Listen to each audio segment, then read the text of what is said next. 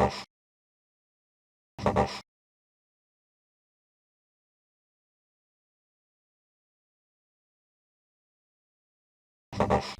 Political science का ये दूसरा चैप्टर स्टार्ट हो रहा है। चैप्टर का नाम है दो ध्रुवीयता का अंत। तो पिछला चैप्टर हमने पढ़ा था शीत युद्ध का दौर, और एक बार जल्दी से उसको रिकॉल कर लेते हैं कि उसमें क्या क्या चीज़ें हमने पढ़ी थी। उसमें हमने पढ़ा कि द्वितीय विश्व युद्ध के समाप्त होने के बाद 1945 के बाद अमेरिका और सोवियत संघ, सोवियत संघ जो है वो सोवियत संघ बना था 1917 के रूसी क्रांति के बाद। 1917 से पहले भी रूस ही था, और 1917 से लेकर 1991 तक कई देशों ने मिलकर अपना एक संगठन बनाया था, सोवियत संघ। उसके कारण क्या क्या रहे थे संगठन बनने का, इस चैप्टर में थोड़ा बहुत उसकी भी जानकारी हमको मिल जाएगी। और 1917 की रूसी क्रांति के बारे में अगर आप लोग जानना चाहते हैं, हालांकि इस चैप्टर में डिटेल में दिया नहीं है, बस थोड़ा सा मेंशन किया है, तो ये वीडियो के डिस्क्रिप्शन में एक छोटा सा आर्टिकल या फिर छोटा सा पीडीएफ जैसा मैं डाल दूंगा। उसमें जो है आपको थोड़ी सी जानकारी मिल जाएगी रूसी क्रांति के बारे में, तो थोड़ा सा एक कॉन्सेप्ट मिल जाएगा आपको कि हाँ चीज़ें कैसे क्या हुई थी। ठीक है, तो दो ध्रुवीयता का अंत इस चैप्टर का नाम है। तो शुरू कब हो गया था, तो शीत युद्ध का दौर हमने जब पढ़ा तो दो ध्रुवीयता उसी समय शुरू हो गई थी। हमने पढ़ा कि दो व्यवस्थाएं थी, एक पूंजीवादी व्यवस्था जिसका जो मेन था वो अमेरिका था, और जो लोग पूंजीवाद और उदारवादी लोकतंत्र में विश्वास रखते थे वो अमेरिका की साइड चले गए, और दूसरे जो साम्यवादी प्रकार के समाजवादी प्रकार की व्यवस्था में जो यकीन रहते थे वो कहीं ना कहीं सोवियत संघ की तरफ आ गए। तो दो ध्रुव बन गए, जैसे हम लोग पढ़ते हैं ना नॉर्थ पोल और साउथ पोल, तो ये दो ध्रुव बन गए।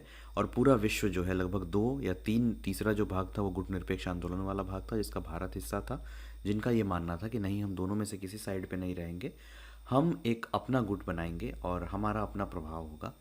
हालांकि ऐसे देश जो थे ये अल्प विकसित देश थे, तो इनका इतना ज़्यादा प्रभाव नहीं था। उस समय जो दो बड़ी शक्तियाँ थी वो अमेरिका और रूस ही थे। तो इस चैप्टर में हम पढ़ेंगे कि दो ध्रुवीयता का अंत कैसे हुआ।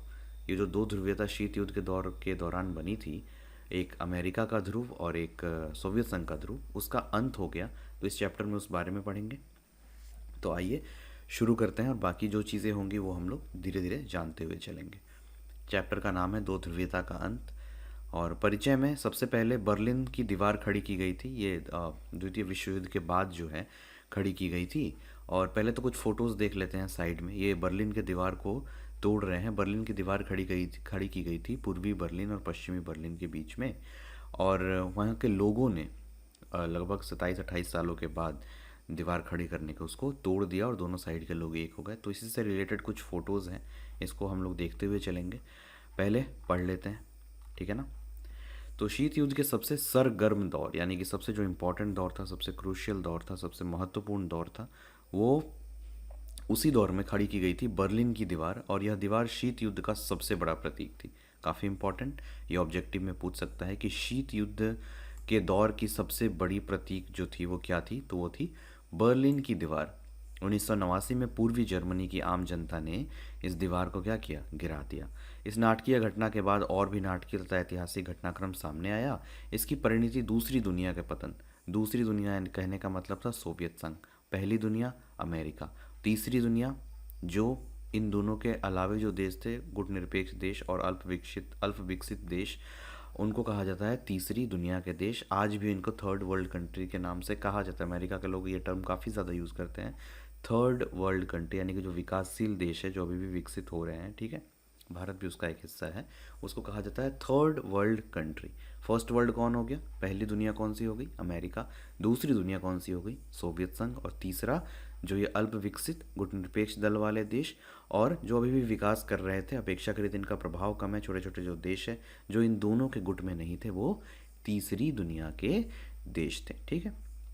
तो इसकी जो परिणति हुई, जो शीत युद्ध के दौर की परिणति, बर्लिन की दीवार जब खड़ी हुई और उसके बाद की जो परिणति हुई, वो हुआ दूसरी दुनिया का पतन हुआ। और जब दूसरी दुनिया का पतन हो गया, यानी सोवियत संघ का विघटन हो गया, तो शीत युद्ध की भी समाप्ति हो गई। दूसरे विश्व युद्ध के बाद विभाजित हो चुके जर्मनी का अब एकीकरण हो गया। कब, 1989 में, जब बर्लिन की दीवार गिरा दी गई और दो हिस्सों में उनको बांट दिया गया था। फिर दोनों साइड के लोग जब एक हो गए तो क्या हुआ कि जर्मनी का क्या हो गया, एकीकरण हो गया। सोवियत संघ के खेमे में शामिल पूर्वी यूरोप के 8 देशों ने एक एक करके जनता के प्रदर्शनों को देखकर अपने साम्यवादी शासन को बदल डाला। तो पूर्वी यूरोप के जो 8 देश थे वो सोवियत संघ की तरफ आ गए थे, साम्यवादी व्यवस्था को अपना लिया था। लेकिन जब जर्मनी का एकीकरण हो गया तो उसके साम्यवाद के खिलाफ जनता ने प्रदर्शन करना शुरू कर दिया था। इसको आगे हम लोग और डिटेल में पढ़ेंगे। तो जब प्रदर्शन होना शुरू हो गया तो एक एक करके उन 8 देशों ने अपने साम्यवादी शासन को बदल डाला। ठीक है। शीत युद्ध के अंत के समय सोवियत संघ को यह सब चुपचाप देखते रहना पड़ा। ऐसा किसी सैन्य मजबूरी से नहीं बल्कि आम जनता की सामूहिक कार्रवाई के दबाव के कारण हुआ। अंत में स्वयं सोवियत संघ का विघटन हो गया। इस अध्याय में हम दूसरी दुनिया के विघटन के आशय, कारण और परिणामों के बारे में चर्चा करेंगे। हम यह भी चर्चा करेंगे कि सोवियत शासन के पतन के बाद दुनिया के इस हिस्से में क्या हुआ और अब इन देशों से भारत के रिश्ते कैसे हैं। कौन से देशों से, सोवियत संघ के विघटन के बाद जो देश बने थे उन सारे देशों के साथ भारत के रिश्ते कैसे हैं। सोवियत संघ के पतन के बाद ये जो इस क्षेत्र के देश थे उनकी अभी वास्तविक स्थिति क्या है और भारत की स्थिति, उनके साथ भारत के रिश्ते कैसे हैं। ठीक है। एक बार शॉर्ट में बर्लिन की दीवार के बारे में। बर्लिन की दीवार पूंजीवादी दुनिया और साम्यवादी दुनिया के बीच विभाजन का प्रतीक थी। यानी कि पूंजीवादी दुनिया जिसका प्रणेता कौन था, जिसका मेन हिस्सा कौन था, वो था अमेरिका। और साम्यवादी दुनिया का यानी जो दूसरी दुनिया के नाम से जानते हैं उसको, उसका कौन था हेड, उसका हेड था सोवियत संघ। ठीक है। 1961 में दीवार बनाई गई थी। पश्चिमी बर्लिन को पूर्वी बर्लिन से ये दीवार जो है वो अलग करती थी। 150 किलोमीटर, कहीं कहीं 160 किलोमीटर भी देता है, से भी ज़्यादा यह लंबी यह दीवार 28 वर्षों तक खड़ी रही और आखिरकार जनता ने इसे 9 नवंबर 1989 को तोड़ दिया। डेट इंपॉर्टेंट है, आप लोग याद रखेंगे। ये दोनों जर्मनी के एकीकरण और साम्यवादी खेमे की समाप्ति की शुरुआत थी। तो जर्मनी का एकीकरण शुरू हुआ 1989 में जब दीवार गिरा दी गई और साम्यवादी खेमे की समाप्ति की शुरुआत थी। ये दीवार गिरने के साथ साथ इसका व्यापक प्रभाव पड़ा और साम्यवाद का प्रभाव जो है वो धीरे धीरे बिल्कुल कम होने लगा। और 1991 तक आते आते जब सोवियत संघ का विघटन हो गया तो फिर दूसरी दुनिया का तो पतन ही हो गया। तो दूसरी दुनिया के साइड पे जो देश थे उन्होंने सोचा कि अब भाई अपना अपना देख लो। ठीक है। तो यहाँ दिए गए चित्र इसी कथाक्रम को सामने रखते हैं और ये जो 3 चित्र दिखाए गए हैं, तो पहला चित्र है कि लोग दीवार में छोटा सा छेद कर रहे हैं, दूसरा है मुक्त आवागमन को संभव बनाने के लिए दीवार के एक हिस्से को गिरा दिया गया है, और तीसरा है कि 1989 से पहले ये जो बर्लिन की दीवार आप देख रहे हैं ये ऐसी थी और ये जो आप साइड में देख रहे हैं दूसरी फोटो में, इधर साइड में दीवार गिरा दी गई है। ठीक है। आगे बढ़ते हैं। सोवियत संघ के नेता, ये फोटो है व्लादिमीर लेनिन की। 1870 से लेकर 1924 तक इनका काल रहा। 1870 में जन्म हुआ, 1924 में इनकी मृत्यु हुई। ये बोल्शेविक कम्युनिस्ट पार्टी के संस्थापक थे। आगे मिलेगा Bolshevik communist party. Communist party के बारे में मैंने पिछले चैप्टर को पढ़ाते हुए भी थोड़ा सा कहा था कि ये साम्यवादी व्यवस्था के बारे में बातें होती है कम्युनिस्ट पार्टी के अंतर्गत। ठीक है। और कम्युनिस्ट लोग जो होते हैं वो ईश्वर में विश्वास नहीं रखते हैं और सबके समानता के बारे में बात करते हैं कि वर्ग विभेद नहीं होना चाहिए, लोगों में सामंजस्य होना चाहिए, समानता होना चाहिए। डिटेल में हम लोग पढ़ेंगे। 1917 की रूसी क्रांति के नायक, मैंने फिर कह रहा हूँ कि 1917 की रूसी क्रांति के बारे में एक आर्टिकल इस वीडियो के डिस्क्रिप्शन में दे दिया जाएगा। जो लोग भी इंटरेस्टेड होंगे जाके वहाँ पे पढ़ सकते हैं उसके मेन पॉइंट्स को। और क्रांति के बाद सबसे मुश्किल दौर, यानी रूसी क्रांति के बाद जो सबसे मुश्किल दौर था वो था 1917 से लेकर 1924 तक का। और उस दौर में सोवियत समाजवादी गणराज्य के संस्थापक अध्यक्ष रहे ये कौन, व्लादिमीर लेनिन। और मार्क्सवाद के असाधारण सिद्धांतकार और उसे अमली जामा पहनाने में महारथी। अगेन मार्क्सवाद एक वर्ड आया, ये कार्ल मार्क्स के विचारों का संग्रह है। कार्ल मार्क्स के दर्शन पर आधारित एक सामाजिक व्यवस्था के बारे में बात करती है। अगर डिटेल में पढ़ना हो तो आप मुझे बताना कमेंट करके, और इससे रिलेटेड जो भी डॉक्यूमेंट्स होंगे वो आपको उपलब्ध करवा दिए जाएंगे। ठीक है। तो मार्क्सवाद के असाधारण सिद्धांतकार और उसे अमली जमा पहनाने में महारथी थे। तो जो व्लादिमीर लेनिन थे वो कार्ल मार्क्स के काफ़ी ज़्यादा सपोर्टर थे और उनकी व्यवस्था का ये समर्थन करते थे। और पूरी दुनिया में ये जो है व्लादिमीर लेनिन ये साम्यवाद के प्रेरणा स्रोत थे। ठीक है। चलिए, सोवियत प्रणाली आखिर थी क्या, ये जो सोवियत संघ हम कहते हैं, सोवियत व्यवस्था आखिर क्या थी उसके बारे में जानेंगे। कि समाजवादी सोवियत गणराज्य USSR रूस में हुई 1917 की समाजवादी क्रांति के बाद अस्तित्व में आया। 1917 से पहले भी रूस था, और 1917 से लेकर 1991 तक कुछ देशों ने मिलकर अपना एक संघ बनाया जिसे सोवियत संघ के नाम से जाना गया, जिसमें सब रशियन फेडरेशन के ही देश थे, रूस और उसके आसपास के देश थे। उन्होंने अपना मिलकर एक सोवियत संघ बनाया था, जिसका विघटन कब हो गया? 1991 में। ठीक है। तो यह क्रांति पूंजीवादी व्यवस्था के विरोध में हुई थी। कौन सी? रूसी क्रांति जो थी वो पूंजीवादी व्यवस्था के विरोध में हुई थी और समाजवाद के आदर्शों और समता मूलक समाज की ज़रूरत से प्रेरित थी। समता मूलक मतलब समाज में समानता होनी चाहिए, वर्ग विभेद नहीं होना चाहिए। जो देश का सबसे धनी वर्ग है और जो सबसे गरीब वर्ग है, उनके बीच में ऐसी कोई ज़्यादा अंतर नहीं होना चाहिए। इनका ऐसा मानना होता है कि अमीरों के पास अगर बहुत ज़्यादा पैसा है तो उनको पैसा लेके गरीबों में उनके उत्थान के लिए काम किया जाए, ताकि वर्ग जो समाज है उसमें एक एक बराबर स्थिति लगभग बनी हुई रहे। ठीक है। यह मानव इतिहास में निजी संपत्ति की संस्था को समाप्त करने और समाज को समानता के सिद्धांत पर सचेत रूप से रचने की सबसे बड़ी कोशिश थी। कौन सी? ये जो सोवियत प्रणाली थी, और ये समाजवाद की स्थापना के बारे में बात करती थी। और समाजवाद क्या कहता है कि मानव इतिहास में निजी संपत्ति की संस्था को समाप्त करने और समाज में को समानता के सिद्धांत पर सचेत रूप से रचने की सबसे बड़ी कोशिश थी, जो समाजवाद की कोशिश थी ये। ठीक है। ऐसा करने में सोवियत प्रणाली के निर्माताओं ने राज्य और पार्टी की संस्था को प्राथमिक महत्व दिया। तो सोवियत प्रणाली के जो निर्माता थे उनका ये सोचना था कि राज्य और पार्टी की संस्था होनी चाहिए, यानी जो स्टेट है, जो राज्य है, वो सबसे इम्पोर्टेंट होना चाहिए, ना कि कोई व्यक्ति विशेष। और पार्टी की संस्था जो एक कम्युनिस्ट पार्टी है उसकी संस्था होनी चाहिए। ठीक है। उसकी सरकार होनी चाहिए इसके बारे में, और वो सबसे प्रधान होनी चाहिए, और वो अपनी सारी जनता के बारे में फैसले लेगी, विचार करेगी और बाकी सारी चीज़ें। सोवियत राजनीतिक प्रणाली की धुरी कम्युनिस्ट पार्टी थी। तो सोवियत राजनीतिक प्रणाली जो थी वो किस धुरी पे घूमती थी? जैसे पृथ्वी एक धुरी पे घूमती है ना, एक अक्ष पे घूमती है, एक बेस पे घूमती है, तो जो सोवियत राजनीतिक प्रणाली थी उसकी धुरी क्या थी? उसकी धुरी थी ये कम्युनिस्ट पार्टी। इसमें किसी अन्य राजनीतिक दल या विपक्ष के लिए जगह नहीं थी। जैसा कि मैंने पहले भी बताया कि चाइना और रूस में जो है एक ही पार्टी करती है, वो शासन करती है, इसमें विपक्ष के लिए जगह ही नहीं होती है।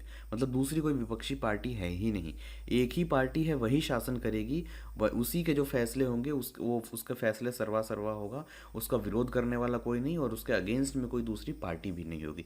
तो ऐसा सिस्टम था यहाँ पे। जैसे कि चाइना में अभी भी ये सिस्टम चल रहा है। चाइना में बस एक ही पार्टी है, चाइनीज़ कम्युनिस्ट पार्टी। ठीक है। और वही पार्टी जो है वो सारा काम देखते रहती है। कम्युनिज्म ऐसे ही काम करता है। उसके बाद जो है रशिया में भी इसी तरह का है। व्लादिमीर पुतिन कब से ही राष्ट्रपति बने हुए हैं। ठीक है। अपने हिसाब से वो नियमों में परिवर्तन कर देते हैं और फिर खुद ही राष्ट्रपति बने हुए रहते हैं वो। ठीक है। तो इसमें किसी अन्य राजनीतिक दल या विपक्ष के लिए जगह जो थी वो नहीं थी। अर्थव्यवस्था योजनाबद्ध और राज्य के नियंत्रण में थी। यह इंपॉर्टेंट पॉइंट है समाजवाद के लिए कि जो अर्थव्यवस्था होती है वो किसके नियंत्रण में होती है? राज्य के नियंत्रण में होती है। जो लास्ट में जो फैसला लेता है वो राज्य फैसला लेता है। ठीक है।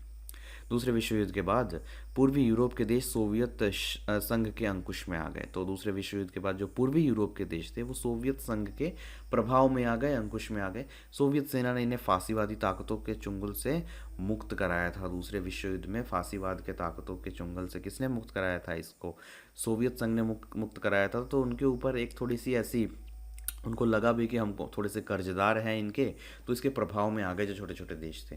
तो इन सभी देशों की राजनीतिक और सामाजिक व्यवस्था को सोवियत संघ की समाजवादी प्रणाली के तर्ज पर ढाला गया। इन्हें ही समाजवादी खेमे के देश या दूसरी दुनिया कहा जाता है। तो दूसरी दुनिया के इनको कहा जाता है जिन देशों को सोवियत संघ ने फांसीवादी ताकतों से मुक्त करवाया था। वो सारे देश समय बीतने के साथ साथ थोड़े से सोवियत संघ के प्रभाव में आ गए।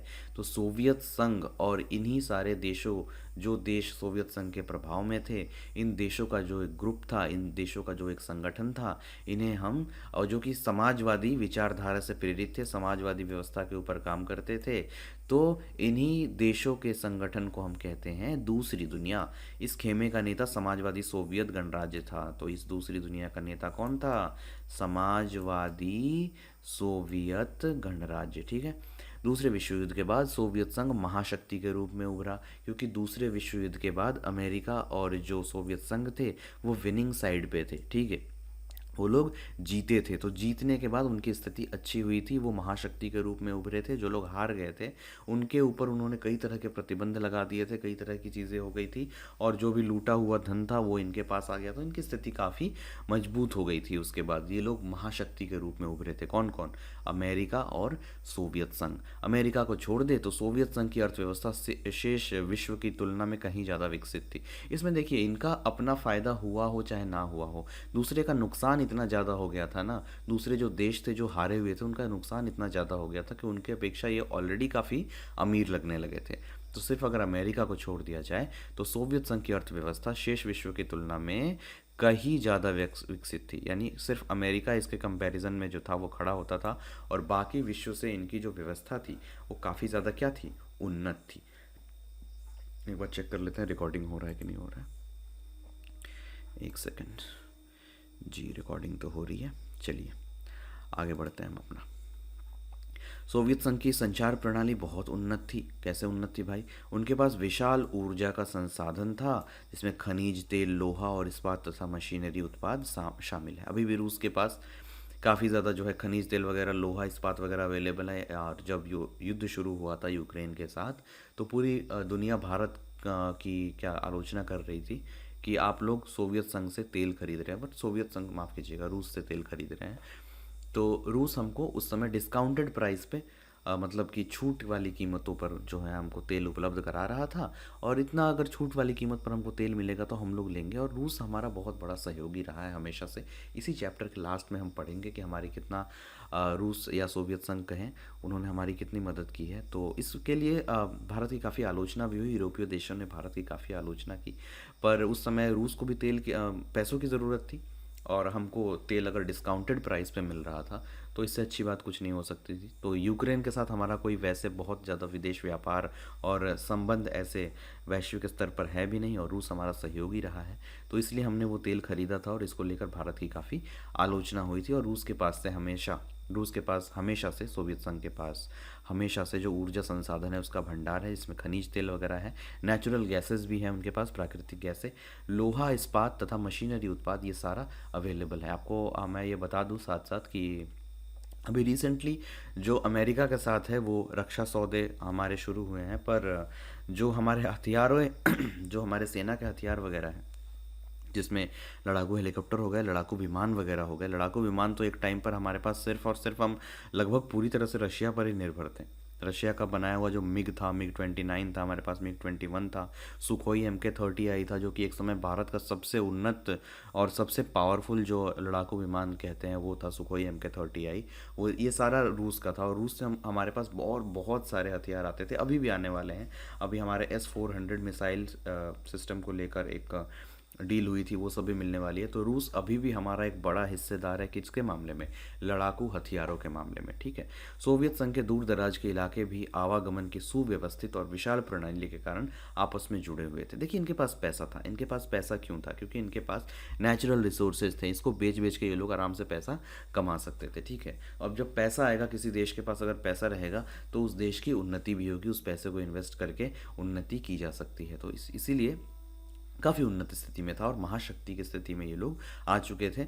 सोवियत संघ के दूर दराज के इलाके भी आवागमन की सुव्यवस्थित और विशाल प्रणाली के कारण आपस में जुड़े हुए थे। सोवियत संघ का घरेलू उपभोक्ता उद्योग भी बहुत उन्नत था, यानी उनके अंदर जो छोटे छोटे उद्योग थे ना, छोटे वाले उद्योग, वो भी काफ़ी उन्नत थे, और पिन से लेकर कार सभी चीज़ों का उत्पादन वहाँ होता था। लेकिन छोटे से छोटे, मतलब छोटे से छोटी चीज़ कहो या बड़ी से बड़ी चीज़ कहो, हर चीज़ का जो है वहाँ पे उत्पादन होता था।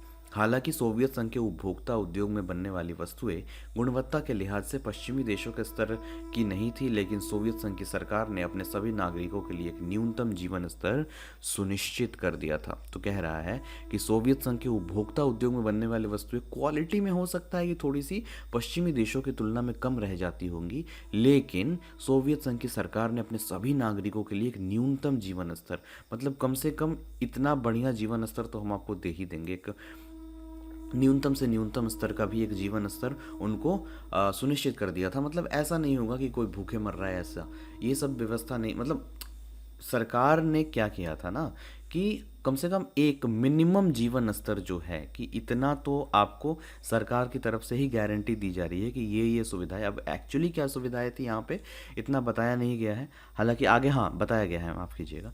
तो ये सारी जो सुविधाएं आगे बताई जाएंगी, कम से कम इतना व्यवस्था तो सरकार की तरफ से आप लोगों के लिए कर ही दिया जाएगा, ठीक है। तो वो व्यवस्थाएं क्या थी एक बार ये भी देख लेते हैं।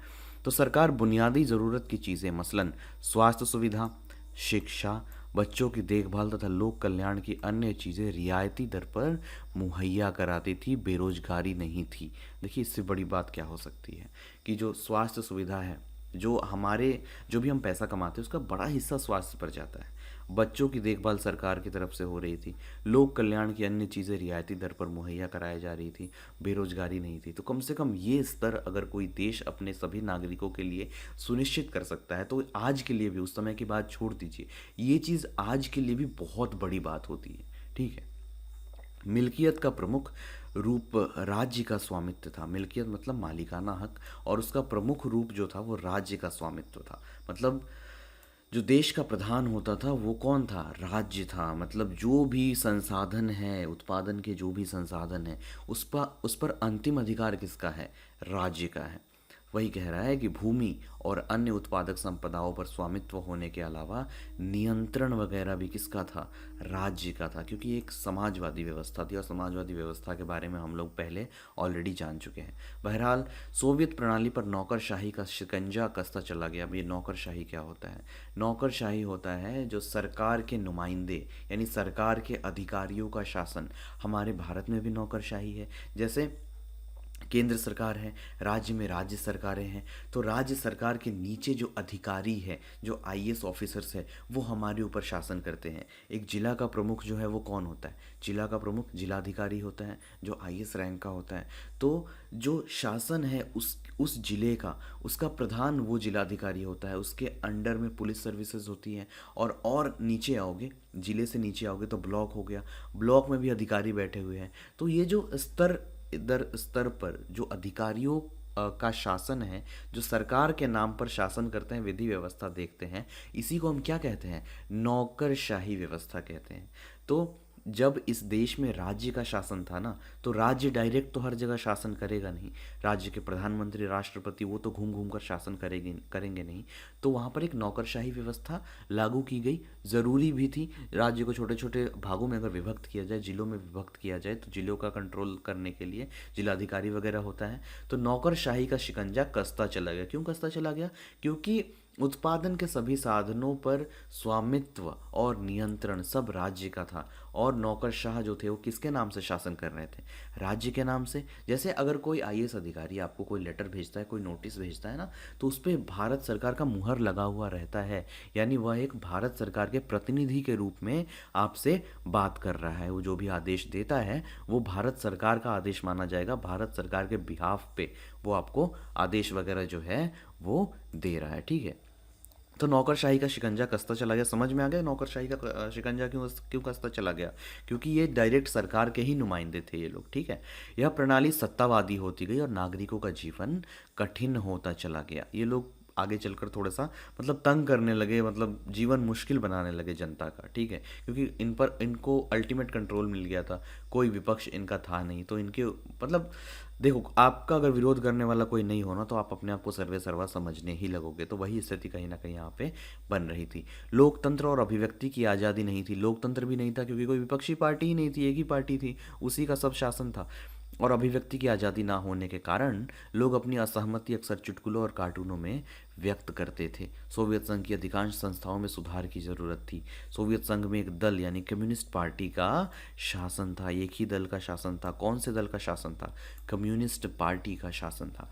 और इस दल का सभी संस्थाओं पर गहरा अंकुश था। यह दल जनता के प्रति जवाबदेह नहीं था। जनता ने अपनी संस्कृति और बाकी मामलों की साज संभाल अपने आप करने के लिए 15 गणराज्यों को आपस में मिलाकर सोवियत संघ बनाया था।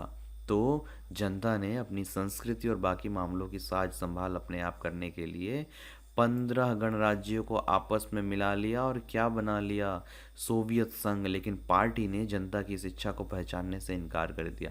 हालांकि सोवियत संघ के नक्शे में रूस संघ के 15 गणराज्यों में से एक था, लेकिन वास्तव में रूस का हर मामले में प्रभुत्व था। अन्य क्षेत्र की जनता अक्सर उपेक्षित और दमित महसूस करती थी। पिछला चैप्टर जब हम पढ़ा रहे थे तो मैंने ये कहा था कि कमेंट भी मैंने किया था कि जिस चैप्टर में जहाँ कहीं भी सोवियत संघ कहा जाए आप रूस समझिए, जहाँ भी रूस कहा जाए वो सोवियत संघ समझिए। यहाँ भी देखिए वही चीज़ कह रहा है कि कहने के लिए 15 गणराज्यों को आपस में मिलाकर सोवियत संघ बनाया गया था, लेकिन सोवियत संघ के नक्शे में भले ही रूस 15 गणराज्यों में से एक था, लेकिन वास्तव में रूस का हर मामले में प्रभुत्व था। ठीक है, कहने को ये 15 लोगों की एक टीम थी, लेकिन असली गुंडा उसमें रूस बनते रहता था कि रूस जो बोलेगा वही होगा। तो वही कह रहा है कि वास्तव में रूस का हर मामले में प्रभुत्व था और अन्य क्षेत्रों की जनता अक्सर उपेक्षित और दमित महसूस करती थी। तो ये कारण धीरे धीरे बनना शुरू हो गए थे जो सोवियत संघ को विघटन की ओर ले जा रहे थे। पहला क्या हो गया भाई कि नौकरशाही जो है वो बहुत खतरनाक तरीके से जनता को डिस्टर्ब करने लगी, जनता उनसे असंतुष्ट होने लगी। बेचारी जनता कुछ कर भी नहीं सकती थी क्योंकि विरोध वगैरह भी नहीं कर सकती थी। एक ही पार्टी का शासन था, कम्युनिस्ट पार्टी का शासन था, बहुत ज़्यादा विरोध वगैरह भी नहीं कर पाती थी। और बाद में चलकर जो 15 देश मिलकर सोवियत संघ बने थे, लेकिन जो गुंडागर्दी थी उसमें रूस की थी, रूस उसमें सर्वे सर्वा बन गया। तो इससे असंतोष की भावना जो है वो पैदा होने लगी। ठीक है, आगे चलते हैं। और हथियारों की होड़ में सोवियत संघ ने समय समय पर अमेरिका को बराबर की टक्कर दी, लेकिन उसे इसकी भारी कीमत चुकानी पड़ी। अब देखिए, एक तरफ अमेरिका एक विश्व शक्ति बन रहा था और एक तरफ सोवियत संघ। और इतना तो हमने पिछले चैप्टर में भी पढ़ा है कि दोनों के बीच जो शीत युद्ध था जो शुरू हुआ था, तो उसमें शीत युद्ध में क्या था कि एक दूसरे से मजबूत बनना है। तो मजबूत आप कैसे बनेंगे? हथियारों की होड़ होगी तभी तो मजबूत बनेंगे।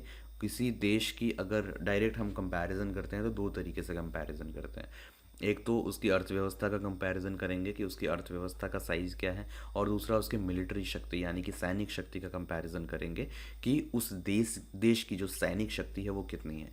तो जो सोवियत संघ है, एक तो जनता में असंतोष बढ़ ही रहा था और उसके अलावा अमेरिका को कंपटीशन देने के लिए ये लोग हथियारों की होड़ में समय समय पर अमेरिका को बराबर की टक्कर देने के चक्कर में पड़े हुए थे, लेकिन उससे इसकी भारी कीमत चुकानी पड़ी। अब क्या कीमत चुकानी पड़ी भाई? तो सोवियत संघ प्रौद्योगिकी यानी कि जो टेक्नोलॉजी है और बुनियादी ढांचे बुनियादी ढांचे में क्या होता है, परिवहन और ऊर्जा वगैरह के मामले में पश्चिमी देशों की तुलना में पीछे रह गया। हथियार के ऊपर इतना खर्चा कर दिया ना कि टेक्नोलॉजी वगैरह में, परिवहन ऊर्जा वगैरह में पैसे इतने बचे ही नहीं, और इतना मतलब खर्चा नहीं कर पाया, इस पर इतना इन्वेस्ट नहीं कर पाया, ध्यान नहीं दे पाया, तो पश्चिमी देशों की तुलना में ना पीछे रह गया। लेकिन सबसे बड़ी बात तो यह थी कि सोवियत संघ अपने नागरिकों की राजनीतिक और आर्थिक आकांक्षाओं को पूरा नहीं कर सका। हर देश के नागरिकों की उस देश की सरकार से कुछ उम्मीदें होती हैं, और जब वो उम्मीदें पूरी नहीं होती हैं ना, तो असंतोष जो है वो उत्पन्न होने लगता है। ये लोग हथियार वगैरह तो खरीद रहे थे, अर्थात हथियार वगैरह पर खर्चा तो कर रहे थे, लेकिन जो बुनियादी चीज़ें थी उसके ऊपर ये लोग ध्यान नहीं दे रहे थे, जिसकी वजह से जो है जनता में असंतोष और बढ़ने लगा, और जनता की जो उम्मीदें थी, जो आकांक्षाएं थी, उसको सोवियत संघ पूरा नहीं कर पा रहा था।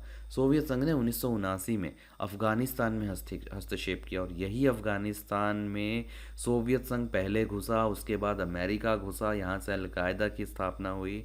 वही अलकायदा ने 2001 में, 2001 या 2000 में, 13 सितंबर 2001 में अमेरिका के ट्विन टावर को गिराया। उसके बाद अमेरिका अफ़गानिस्तान में पूरी तरह घुसा, और बाकी तालिबान वगैरह आप जो जानते हैं। और जो हाल में इस समय जो घुसा था 2001 में, या हाल में जब पिछले साल 2020 या 21 में जब ये लोग भागे ना, अमेरिका जो खाली करके भागा और फिर तालिबान का शासन हो गया, ये पूरा कहानी उस समय का है। तो ये जो चैप्टर है आप देखिए कि कितना ज़्यादा आपके वास्तविक जीवन से और वर्तमान से जुड़ा हुआ चैप्टर है। ठीक है, तो सोवियत संघ ने 1979 में अफगानिस्तान में हस्तक्षेप किया, अफगानिस्तान में घुस गया। इससे सोवियत संघ की व्यवस्था और भी कमज़ोर हुई। देखिए, एक तो स्थिति इनकी अपने देश में खुद ही ख़राब थी, दूसरी तरफ ये अपनी सेना को वहाँ लगा दी। 1979 में अफगानिस्तान में ये लोग हस्तक्षेप करने चले गए। तो वही बात हो गई कि अपने घर में खाना है ही नहीं और बाद में भोज करने निकल गए हैं। ठीक है, वही कंडीशन इनकी हो गई। तो इससे सोवियत संघ की व्यवस्था और कमज़ोर हो गई, होना ही था। हालांकि सोवियत संघ में लोगों का पारिश्रमिक लगातार बढ़ा, यानी कि लोगों को मजदूरी ज़्यादा मिलने लगी, लेकिन उत्पादकता और प्रौद्योगिकी के मामले में वो पश्चिम देशों से बहुत पीछे छूट गए। उत्पादकता के बारे में मैंने बताया है भूगोल में। उत्पादकता मतलब क्या होता है? एक खास फील्ड में, खास क्षेत्र में जो बीज बोया जाता है उसमें कितना उत्पादन करने की क्षमता है, उसको कहते हैं उत्पादकता। तो इसमें वह पश्चिम के देशों से पीछे छूट गया। इससे हर तरह की उपभोक्ता वस्तुओं की कमी हो गई। खाद्यान्न का जो आयात है वो साल दर साल बढ़ता गया। अगर आयात बढ़ेगा तो क्या होता है? विदेशों को ज़्यादा पैसा देना पड़ता है। जो पैसा अपने देश में रहता, अगर हम अपने देश के किसानों से अनाज खरीदेंगे तो वो पैसा हमारे देश में रहेगा, उन किसानों के काम में आएगा। ये अर्थव्यवस्था का टॉपिक है वैसे तो। किसान के काम में आएगा, किसान फिर बाजार जाएंगे, वहाँ से खरीदेंगे, तो वो पैसा हमारे देश में ही घूमते रहेगा। ठीक है, तो वो पैसा हमारे पास रहेगा। लेकिन हम विदेशों से अगर आयात करेंगे तो वो पैसा विदेश चला जाएगा। ठीक है, तो विदेश जाने से नुकसान है। ठीक है, सिंपल इतना आप समझ सकते हैं। और अगर अपने देश में वो चीज़ें पैदा हो रही हैं तो उसमें हमारा कहीं ना कहीं फ़ायदा है। ठीक है, 1970 के दशक के अंतिम वर्षों में व्यवस्था लगभग लड़खड़ा रही थी और अंततः ठहर सी गई। तो यही सारे कारण थे कि धीरे धीरे ये व्यवस्था जो थी, सोवियत संघ वाली जो व्यवस्था थी, वो लड़खड़ाने लगी थी। अब सीधा आते हैं गोरबाचेव और सोवियत संघ का विघटन।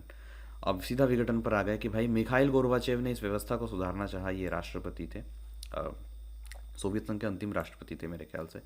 और इस व्यवस्था को इन्होंने सुधारना चाहा। 1980 के दशक के मध्य में सोवियत संघ की कम्युनिस्ट पार्टी के महासचिव बने ये में कौन? Mikhail Gorbachev.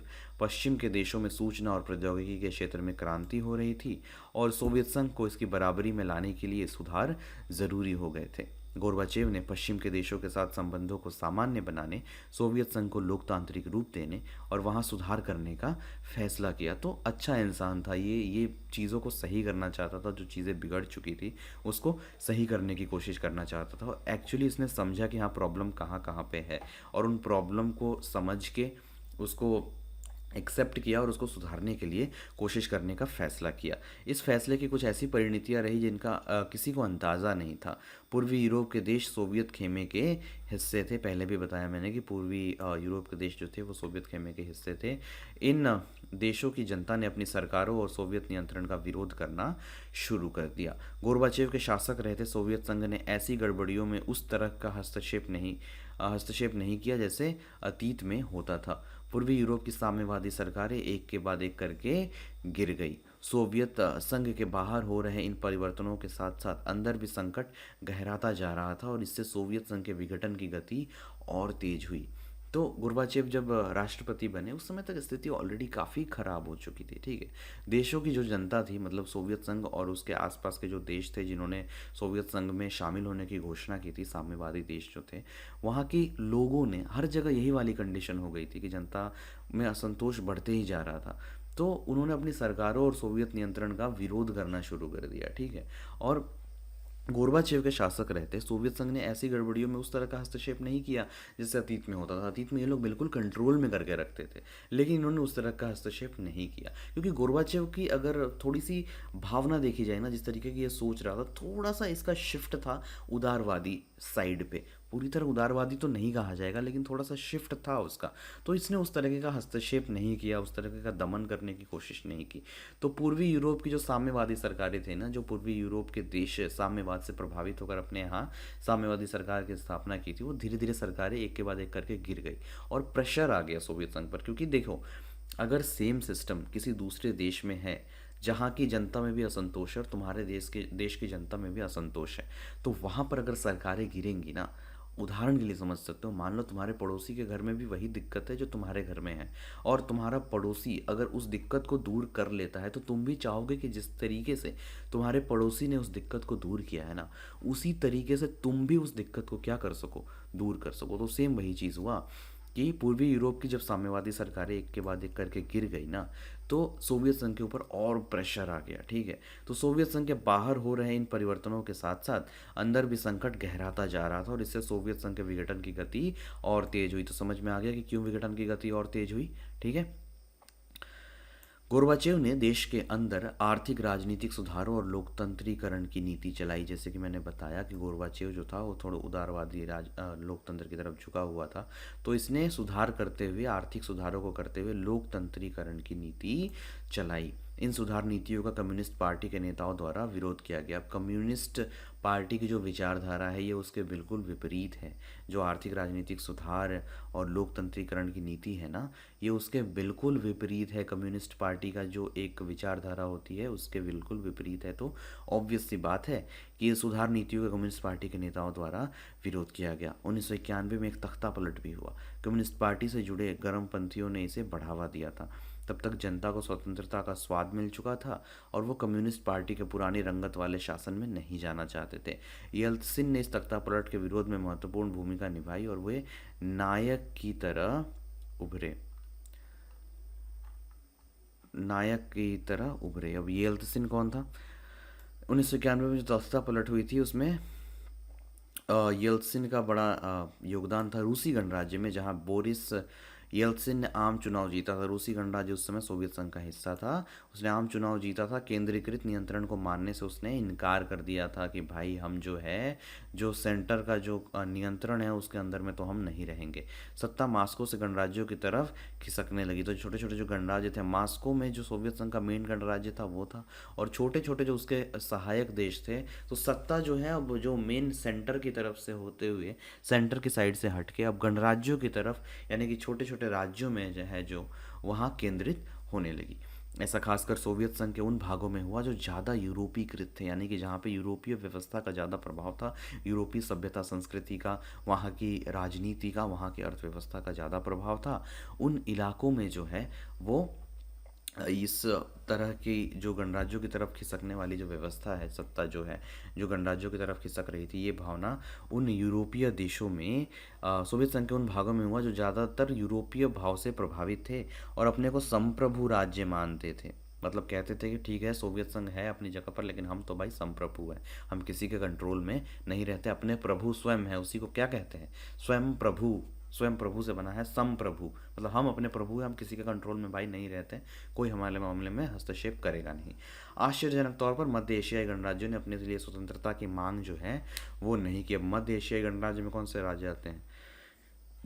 कई बार हमने क्लास में बताया कि सेंट्रल एशियन में कौन कौन से देश आते हैं। यही जो इस्तान वाले देश है ना, तजिकिस्तान, तुर्कमेनिस्तान, उज्बेकिस्तान, ये सारे जो देश है ये सेंट्रल एशिया देश में आते हैं। तो मध्य एशियाई गणराज्यों ने अपनी स्वतंत्रता की मांग तो नहीं की, वो सोवियत संघ के साथ रहना चाहते थे। सन 1991 के दिसंबर में येल्त्सिन के नेतृत्व में सोवियत संघ के 3 बड़े गणराज्य रूस, यूक्रेन और बेलारूस ने सोवियत संघ के समाप्ति की घोषणा कर दी। तो विघटन यहाँ हो गया कहाँ पे? सन 1991 के दिसंबर में येल्त्सिन के नेतृत्व में सोवियत संघ के 3 बड़े गणराज्य रूस, यूक्रेन और बेलारूस, इसने सोवियत संघ की समाप्ति की घोषणा कर दी। तो यहाँ से सोवियत संघ का विघटन बिल्कुल शुरू हो गया। कम्युनिस्ट पार्टी प्रतिबंधित हो गई। कम्युनिस्ट पार्टी को क्या कर दिया गया? बैन कर दिया गया। और परवर्ती सोवियत गणराज्यों ने पूंजीवाद तथा लोकतंत्र को अपना आधार बनाया। तो बाद में जो गणराज्य बने उन्होंने कौन सी व्यवस्था अपना ली? वही अमेरिका वाली, पूंजीवाद और लोकतंत्र को। अब एक जन के बारे में और बात कर लेते हैं, स्टालिन। इनका नाम था जोसेफ स्टालिन और ये सोवियत संघ के नेता थे। 1879 में इनका जन्म हुआ था, 1953 में इनका देहांत हुआ। लेनिन के उत्तराधिकारी थे। लेनिन जब खत्म हो गए, लेनिन की जब मृत्यु हो गई, तो उसके बाद इनको ये उनके उत्तराधिकारी बने। सोवियत संघ के मजबूत बनने के दौर 1924 से 1953 के नेतृत्व किया इन्होंने, यानी कि रूसी क्रांति के बाद 1924 तक तो लेनिन ने संभाला और उसके बाद से जो है इन्होंने, जोसेफ स्टालिन ने उस जो भी व्यवस्था थी उसको आगे ले जाने का प्रयास किया। औद्योगिकरण को तेजी से बढ़ावा दिया। खेती का बलपूर्वक सामूहिकीकरण किया, यानी कि एक साथ एक समूह में खेती करो, अलग अलग खेती मत करो, ताकि उत्पादन बढ़िया हो। दूसरे विश्व युद्ध में जीत का श्रेय भी इनको मिलता है। किनको? स्टालिन को। 1930 के दशक में भयानक आतंक, पार्टी के अंदर अपने विरोधियों को कुचलने और तानाशाही रवैये के लिए ये जिम्मेदार ठहराए गए। भाई पार्टी के अंदर अपना जो विरोधी था उसको ख़त्म कर देता था, सारे विरोधियों को कुचल देते थे और एक तरह के तानाशाह थे। कौन? Joseph Stalin. आगे आते हैं सोवियत संघ के नेता निकिता ख्रुश्चेव, इनके बारे में भी जानेंगे। 1894 से 1971 तक ये रहे। 1894 में जन्म हुआ, 1971 में मृत्यु हुई। सोवियत संघ के राष्ट्रपति थे ये। 1953 से लेकर 1964 तक ये सोवियत संघ के जो है वो राष्ट्रपति थे। स्टालिन की नेतृत्व शैली के ये आलोचक थे, यानी स्टालिन के आलोचक थे, या स्टालिन के जो नेतृत्व करने का जो स्टाइल था उसके ये आलोचक थे। 1956 में कुछ सुधार इन्होंने लागू किए, पश्चिम के साथ शांतिपूर्ण सह अस्तित्व का सुझाव रखा। इससे पहले जो पश्चिम के साथ एकदम दुश्मनी चलती थी, पश्चिम यानी पश्चिम का जो हेड था वो कौन था, अमेरिका था, तो उनके साथ तो इनका पूरा एकदम 36 का आंकड़ा चलता था ना। पर इन्होंने जो थे निकिता क्रुश्चेव, इन्होंने पश्चिम के साथ शांतिपूर्ण सह अस्तित्व का एक सुझाव रखा। हंगरी के जन विद्रोह के दमन और क्यूबा के मिसाइल संकट में ये जो थे शामिल थे। क्यूबन मिसाइल क्राइसिस में इनका नाम आपने ऑलरेडी पढ़ा होगा, ठीक है। अब आता है अपने मेन टॉपिक पे। ये एक बड़ा इंटरेस्टिंग सा चीज़ है, कम्युनिस्ट पार्टी के एक अधिकारी मास्को से रवाना, आप ये पढ़ लेना, थोड़ा सा फनी भी है ये, आप पढ़ लेना एक बार। साम्यवादी सोवियत गणराज्य के विघटन की घोषणा और स्वतंत्र राज्यों के राष्ट्रकूल यानी कि कॉमनवेल्थ ऑफ इंडिपेंडेंट स्टेट्स इन्होंने स्थापना की। इसके गठन बाकी गणराज्यों खासकर मध्य एशियाई गणराज्यों के लिए बहुत आश्चर्यचकित करने वाला था। ये गणराज्य अभी स्वतंत्र राज्यों के राष्ट्रकुल से बाहर थे, यानी कि जो सोवियत संघ के जो अभी हमने थोड़ी देर पहले पढ़ा कि मध्य एशियाई जो देश थे वो सोवियत संघ के अंदर रहना चाहते थे। जब विघटन हो गया ना तो ये लोग अभी बाहर थे, क्योंकि ये लोग तो अभी सोवियत संघ के अंदर रहना चाहते थे, सोवियत संघ के समर्थक थे ये लोग। तो इनका जब गठन हो गया, ये स्वतंत्र राज्यों के राष्ट्रकुल की गठन की गई, जिसका नाम इंग्लिश में था कॉमनवेल्थ ऑफ इंडिपेंडेंट स्टेट्स। इसका जब गठन हुआ ना तो बाकी गणराज्य, खासकर उसमें मध्य एशियाई गणराज्य के लिए बहुत आश्चर्यचकित करने वाला था कि ये लोग क्यों अलग हो गए। अभी तो पूरी तरह विघटन नहीं हुआ है, अभी बस ये 3-4 देश निकले हैं। क्या कौन से तीन? ये 3 जो बड़े गणराज्य थे, कौन से? रूस, यूक्रेन और बेलारूस, यही लोग निकले हैं। और इन्होंने किस चीज़ की स्थापना की है? कॉमनवेल्थ ऑफ इंडिपेंडेंट स्टेट्स यानी कि स्वतंत्र राज्यों के राष्ट्रकुल की स्थापना की है। और बाकी गणराज्य जो बाकी बच गए, जो बहुत सारे देश थे ना, वो लोग जो बच गए तो उनके लिए बड़ा ये एक शॉकिंग न्यूज़ था, ठीक है। तो ये गणराज्य अभी स्वतंत्र राज्यों के राष्ट्रकुल से बाहर थे। इस मुद्दे को तुरंत हल कर लिया गया, इन्हें राष्ट्रकुल का संस्थापक सदस्य बनाया गया। ये जो बाकी बच गए थे इनको राष्ट्रकुल का संस्थापक सदस्य बनाया गया। रूस को सोवियत संघ का उत्तराधिकारी राज्य स्वीकार किया गया, यानी कि जो सोवियत संघ, जो मेन सोवियत संघ था, तो ये कहा गया कि जो जो चीज़ें सोवियत संघ में थी, सोवियत संघ के अधिकार में थी, वो सारे अधिकार अब किसको होंगे? रूस को होंगे। यानी पिताजी के बाद जो सारी संपत्ति और सारे अधिकार होते हैं वो किसको जाते हैं? पुत्र को जाते हैं। तो उसी तरह सोवियत संघ का जो उत्तराधिकारी राज्य था इन सारे देशों में, जो 15-16 राज्य का जो सोवियत संघ था, तो उसको किसको बनाया गया? रूस को बनाया गया कि भाई ये हमारा मेन लीडर होगा। तो रूस को सुरक्षा परिषद में सोवियत संघ का सीट जो है वो मिल गया। सुरक्षा परिषद में 5 जो है वो परमानेंट सीट्स होती है, उसमें एक सोवियत संघ का भी है। वो सीट जो था वो रूस को मिल गया। इनके पास एक वीटो पावर होती है। वीटो पावर यानी कि सुरक्षा परिषद में जब कोई प्रस्ताव लाया जाता है तो उसमें पांचों देश का एक साथ हाँ करना जरूरी है। वीटो पावर मतलब कोई एक देश अगर किसी भी एक प्रस्ताव के खिलाफ वीटो लगा देता है तो वो वीटो एक नकारात्मक शक्ति होती है कि नहीं, हमें यह प्रस्ताव नहीं चाहिए। उदाहरण के तौर पर भारत जब भी सुरक्षा परिषद में जाकर ये कहता है कि पाकिस्तान का ये जो आतंकवादी है, इसको आतंकवादी घोषित किया जाए, इसको ग्लोबल टेररिस्ट घोषित किया जाए, यानी विश्वव्यापी आतंकवादी घोषित किया जाए, तो हर बार चाइना क्या करता है? वीटो लगा देता है। तो वीटो लगा देने से वो चीज़ कैंसिल हो जाता है, ठीक है। तो यही वीटो वाली जो पावर थी, यानी सुरक्षा परिषद की जो एक स्थायी सीट थी, वो सोवियत संघ वाली जो स्थायी सीट थी वो किसको मिल गई? रूस को मिल गई, क्योंकि रूस क्या था? उत्तराधिकारी था। तो सोवियत संघ ने जो अंतर्राष्ट्रीय करार और संधियां की थी उन सबको निभाने का जिम्मा अब किसका था? रूस का था। जो भी पिताजी ने जो भी किया था उसको निभाने का जिम्मा किसके ऊपर आ गया? रूस के ऊपर आ गया। सोवियत संघ के विघटन के बाद के समय में पूर्ववर्ती गणराज्यों के बीच एकमात्र परमाणु शक्ति संपन्न देश का दर्जा रूस को मिला। यानी कि सोवियत संघ के अंदर में जो राज्य थे उनमें से एकमात्र परमाणु शक्ति संपन्न देश कौन सा बच गया? रूस बच गया। उसने अमेरिका के साथ परमाणु निरस्त्रीकरण की दिशा में भी कुछ कदम उठाए। सोवियत संघ अब नहीं रहा, वह दफन हो चुका था। तो ये सोवियत संघ बिल्कुल खत्म हो चुका था। अब चलते हैं भैया कि सोवियत संघ का विघटन आखिर हुआ तो हुआ क्यों। थोड़ा सा हम लोग जान चुके हैं कि क्यों हुआ, पर अभी और जानेंगे कि भाई सोवियत संघ का विघटन जो है वो हुआ तो क्यों हुआ। विश्व की दूसरी सबसे बड़ी महाशक्ति पहली कौन सी? अमेरिका। अचानक कैसे बिखर गई भैया? तो इसके बारे में हम लोग देखेंगे। सिर्फ सोवियत संघ और साम्यवाद के अंत को समझने के लिए यह सवाल पूछना जरूरी नहीं है। यह सवाल किसी भी राजनीतिक व्यवस्था के पतन को समझने के लिए ज़रूरी है, क्योंकि सोवियत संघ के रूप में न तो कोई राज्य व्यवस्था पहली बार टूटी है और न ही आखिरी बार। सोवियत संघ के विघटन के कारण कुछ विशेष जरूर हो सकते हैं, लेकिन इस मामले से हम एक सर्वसामान्य सबक जो है वो सीख सकते हैं, यानी कि सोवियत संघ का जो विघटन हुआ उसको सिर्फ समाजवाद या फिर मार्क्सवाद, कम्युनिस्टवाद ये सब से जोड़ कर देखना मतलब ज़रूरी नहीं है। आप एक देश का विघटन क्यों होता है ये सबक लेने के लिए भी आप जान सकते हैं कि भाई सोवियत संघ का विघटन आखिर किस कारणों की वजह से हुआ। तो यही कहा है कि सर्वसामान्य सबक जो है हम वो सीख सकते हैं।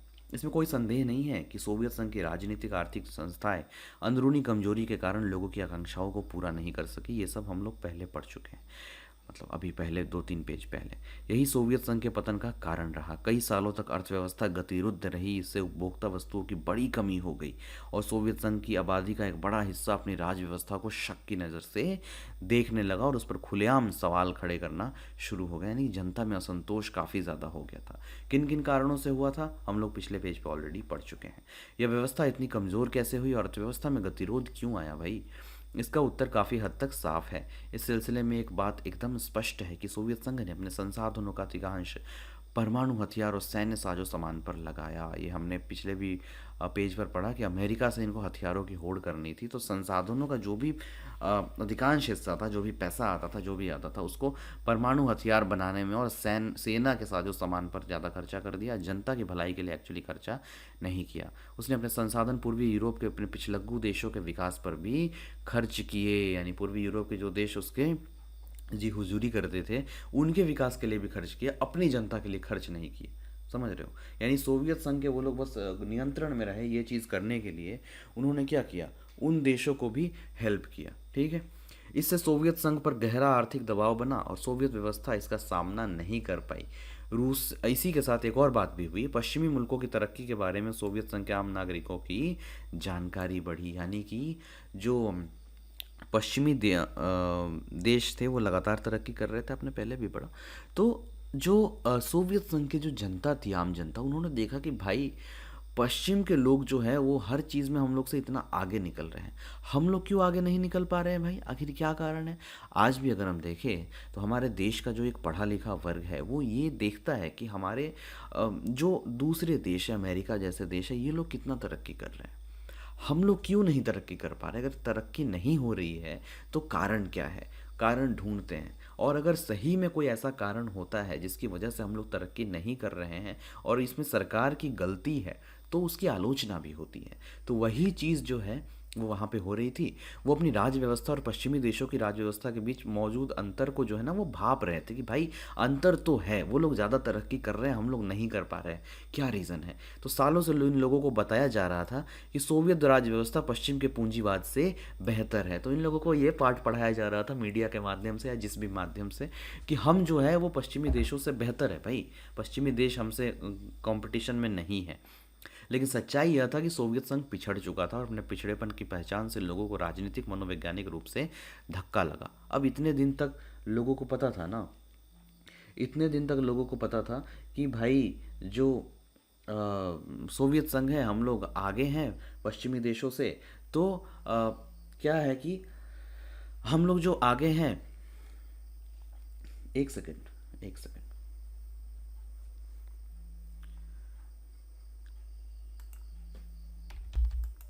हाँ, तो हम ये कह रहे थे कि सालों से इन लोगों को बताया जा रहा था कि भाई जो हमारा सिस्टम है वो बेहतर है, हम लोग पश्चिमी देशों से बेहतर है। लेकिन धीरे धीरे जनता को बातें पता लगने लगी कि नहीं, ऐसा एक्चुअली है नहीं। ठीक है, और पिछड़ेपन की ये जो पहचान बनी ना, तो लोगों को राजनीतिक मनोवैज्ञानिक रूप से धक्का लगा कि भाई इतने दिन से तो ये लोग झूठ बोल रहे थे।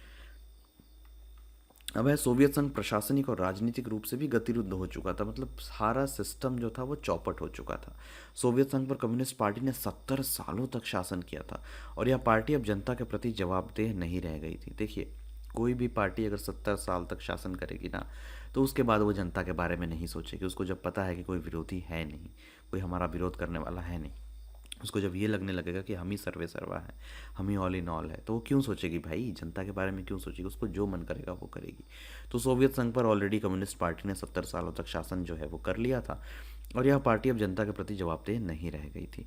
गतिरुद्ध प्रशासन, भारी भ्रष्टाचार, मतलब सब घूसखोर हो गए थे। और अपनी गलतियों को सुधारने में व्यवस्था की अक्षमता, शासन में ज़्यादा खुलापन लाने के प्रति अनिच्छा और देश की विशालता के बावजूद सत्ता का केंद्रीकृत होना, ये सारी बातों के कारण आम जनता अलग थलग पड़ गई। इससे भी बुरी बात यह थी कि पार्टी के अधिकारियों को आम नागरिक से ज़्यादा विशेषाधिकार मिले हुए थे। यानी आम जनता को अधिकार नहीं मिले हुए थे, लेकिन जो पार्टी से जुड़े हुए लोग थे उनको भर भर के विशेष अधिकार, स्पेशल ट्रीटमेंट मिलता था। लोग अपने आप को राज व्यवस्था और शासकों से जोड़कर नहीं देख पा रहे थे, और सरकार का जनाधार जो है वो खिसकता जा रहा था। लोगों को ऐसा लग रहा था कि सरकार हमारे लिए नहीं है भाई, सरकार जो है वो हमारी भलाई नहीं कर रही है, इनका अपना ही है, ये बस अपना भलाई कर जा रही है, अपना जो मन में आ रहा है वो कर रही है, हमारे ऊपर इनका ध्यान नहीं है। ठीक है, तो सरकार का जो विश्वास, सरकार पर से जनता का जो विश्वास था वो उठने लगा था। मिखाइल गोर्बाचेव के सुधारों ने इन दोनों समस्याओं के समाधान का वायदा था। तो मिखाइल गोर्बाचेव जब आए थे तो उन्होंने जो समाधान बताए थे ना, उनमें इस समस्याओं के समाधान का उन्होंने वायदा किया था। गोर्बाचेव ने अर्थव्यवस्था को सुधारने, पश्चिम की बराबरी पर लाने और प्रशासनिक ढांचे में ढील देने का वादा किया। गोर्बाचेव तो रोग का ठीक ठीक निदान कर ही रहे थे, और सुधारों को लागू करने का उनका प्रयास भी ठीक था। जैसा कि मैंने बताया कि ये थोड़े से उदारवादी टाइप के थे, ये लोकतंत्र के समर्थक थे और अच्छा इंसान था। ठीक है, ऐसे में आश्चर्य हो सकता है कि फिर क्यों सोवियत संघ टूटा। मतलब गोर्बाचेव तो इलाज करना शुरू कर ही रहा था, सुधारों को लागू करने का प्रयास भी ठीक था, लेकिन फिर क्यों टूटा भाई सोवियत संघ। तो इस बिंदु पर आकर उत्तर ज़्यादा विवादित हो जाते हैं। इस स्थिति को हमें आगे के इतिहासकार शायद ज़्यादा बेहतर ढंग से समझा पाए। तो सबसे सटीक उत्तर तो यह जान पड़ता है कि जब गोर्बाचेव ने सुधारों को लागू किया और व्यवस्था में ढील दी, तो लोगों की आकांक्षाओं अपेक्षाओं का ऐसा ज्वार उमड़ा जिसका अनुमान शायद ही कोई लगा सकता था। मतलब जब एक साथ ऐसा अनाउंसमेंट हो गया 70 साल के बाद कि चलो अब व्यवस्था को बेहतर बनाने की कोशिश की जा रही, तो इतनी उम्मीदें बन गई जनता की, इतनी ज़्यादा उम्मीदें बन गई कि भाई एक ही दिन में अमेरिका से बराबरी कर लेना है। ठीक है, तो इस पर काबू पाना एक अर्थ में असंभव सा हो गया था। सोवियत संघ में जनता के एक तबके की सोच यह थी कि गोर्बाचेव को ज़्यादा से ज़्यादा तेज गति से कदम उठाने चाहिए। वही एकदम व्याकुल हो गई जनता। तो ये लोग उसकी कार्य पद्धति से धीरज खो बैठे। अब किसी भी चीज़ को होने में अगर 70 साल से सिस्टम खराब हुआ पड़ा है तो उसके बनने में थोड़ा टाइम लगेगा, लेकिन जनता उतना कर ही नहीं पाई। जनता इतनी व्याकुल हो चुकी थी ना कि उनको लगा कि ये गोर्बाचेव जो है ये सही गति से, सही स्पीड से जो है कदम नहीं उठा रहे हैं। ये लोग उनकी कार्य पद्धति से धीरज खो बैठे और निराश हो गए।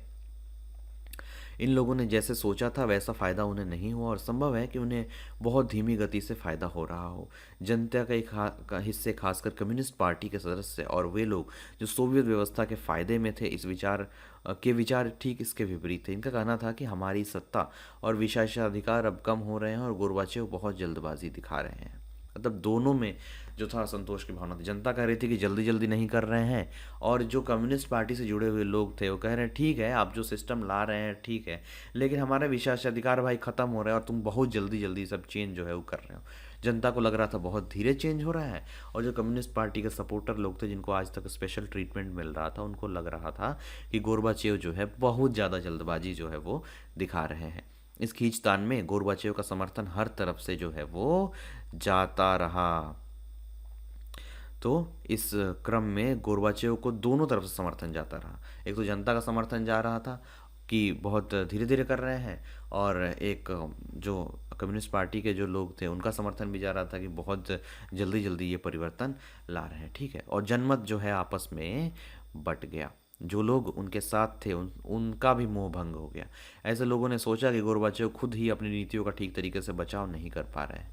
इन सारी बातों के बावजूद संभवतः सोवियत संघ का विघटन नहीं होता, लेकिन एक घटना ने अधिकांश पर्यवेक्षकों को चौंकाया और सोवियत व्यवस्था के अंदर के लोग भी इससे दंग रह गए। घटना थी राष्ट्रवादी भावनाओं और संप्रभुता की इच्छा के उभार की।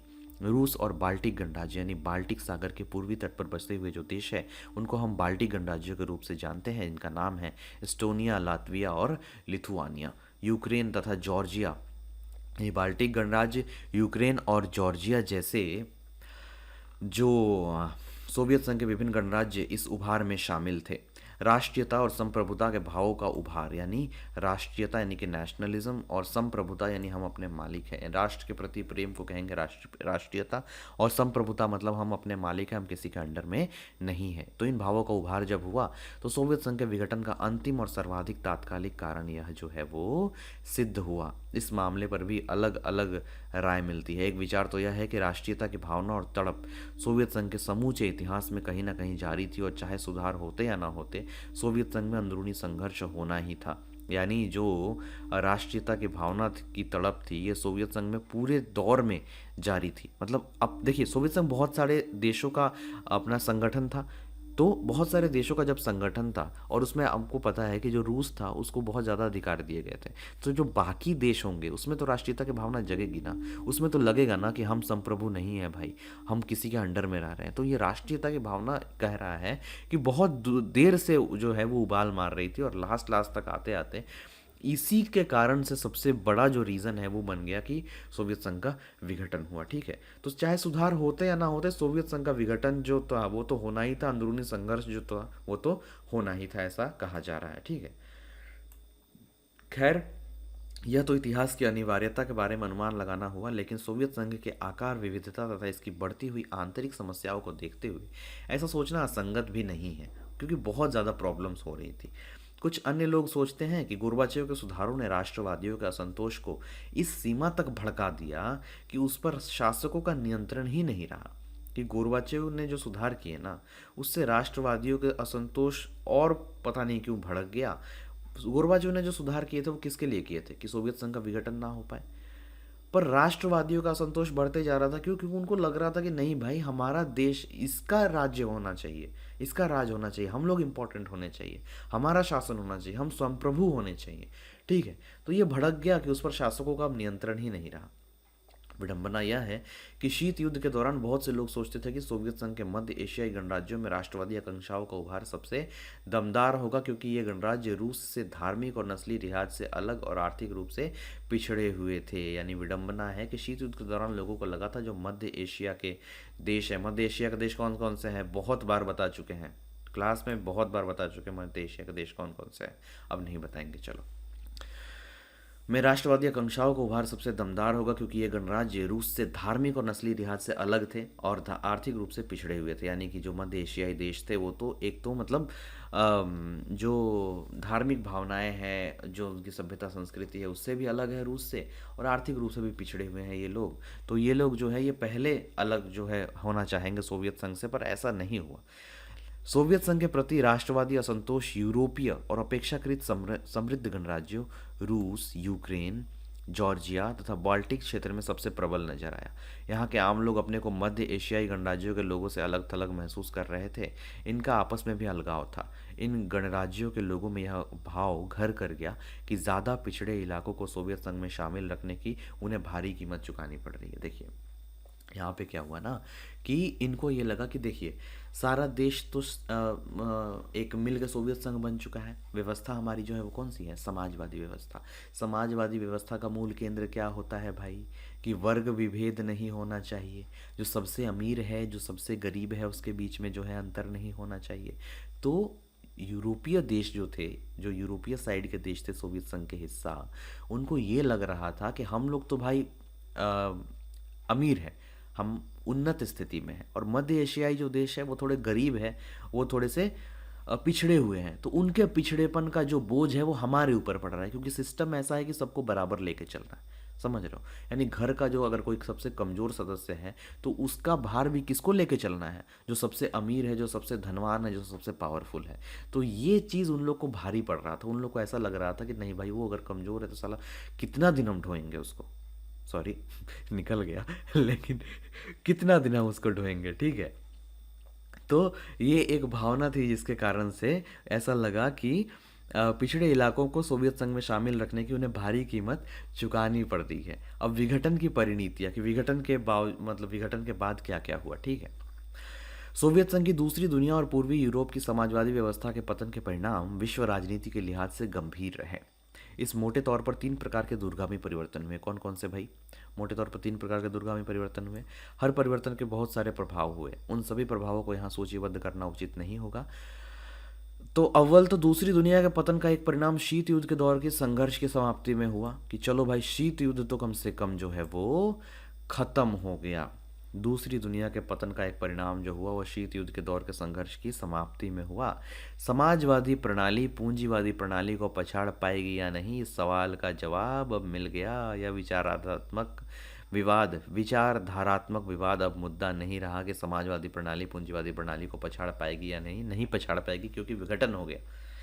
ठीक है। शीत युद्ध के इस विवाद ने दोनों गुटों की सेनाओं को उलझाया था। हथियारों की तेज होड़ शुरू हो गई थी। परमाणु हथियारों के संचय को बढ़ावा दिया था तथा विश्व को सैन्य गुटों में बांट दिया था।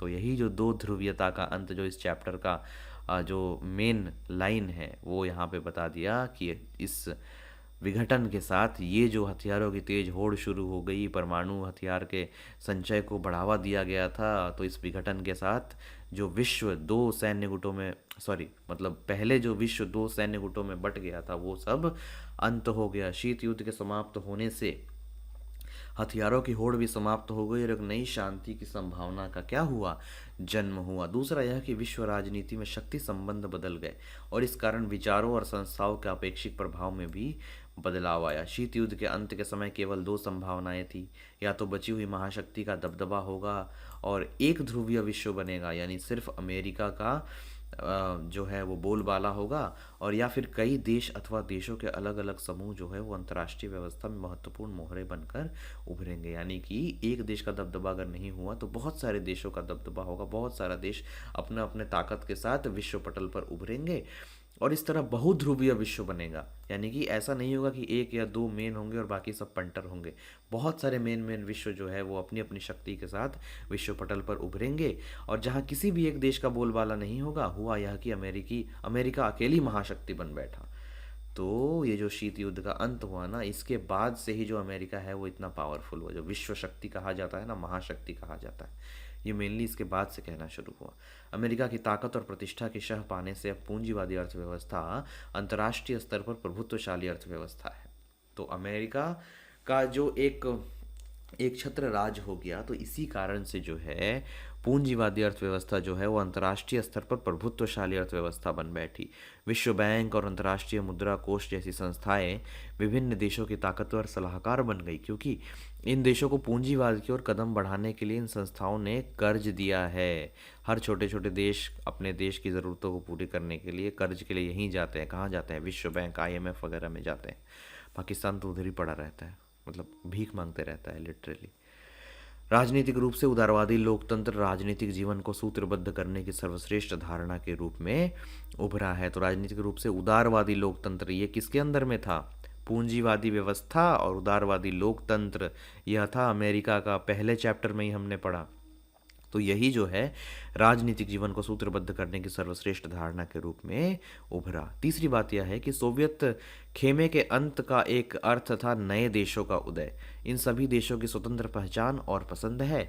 इनमें से कुछ देश, खासकर बाल्टिक और पूर्वी यूरोप के देश, यूरोपीय संघ से जुड़ना चाहते थे। एक यूरोपियन यूनियन करके होता है, इससे जुड़ना चाहते थे। सर्च कीजिएगा, गूगल पर मिलेगा यूरोपियन यूनियन के बारे में।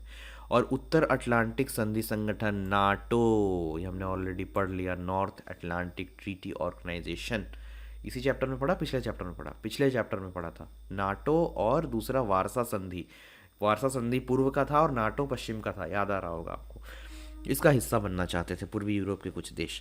मध्य एशियाई देश अपने विशिष्ट भौगोलिक स्थिति का फायदा उठाना चाहते थे। इन देशों ने रूस के साथ अपने मजबूत रिश्ते को जारी रखा और पश्चिमी देशों अमेरिका, चीन तथा अन्य देशों के साथ संबंध बनाए।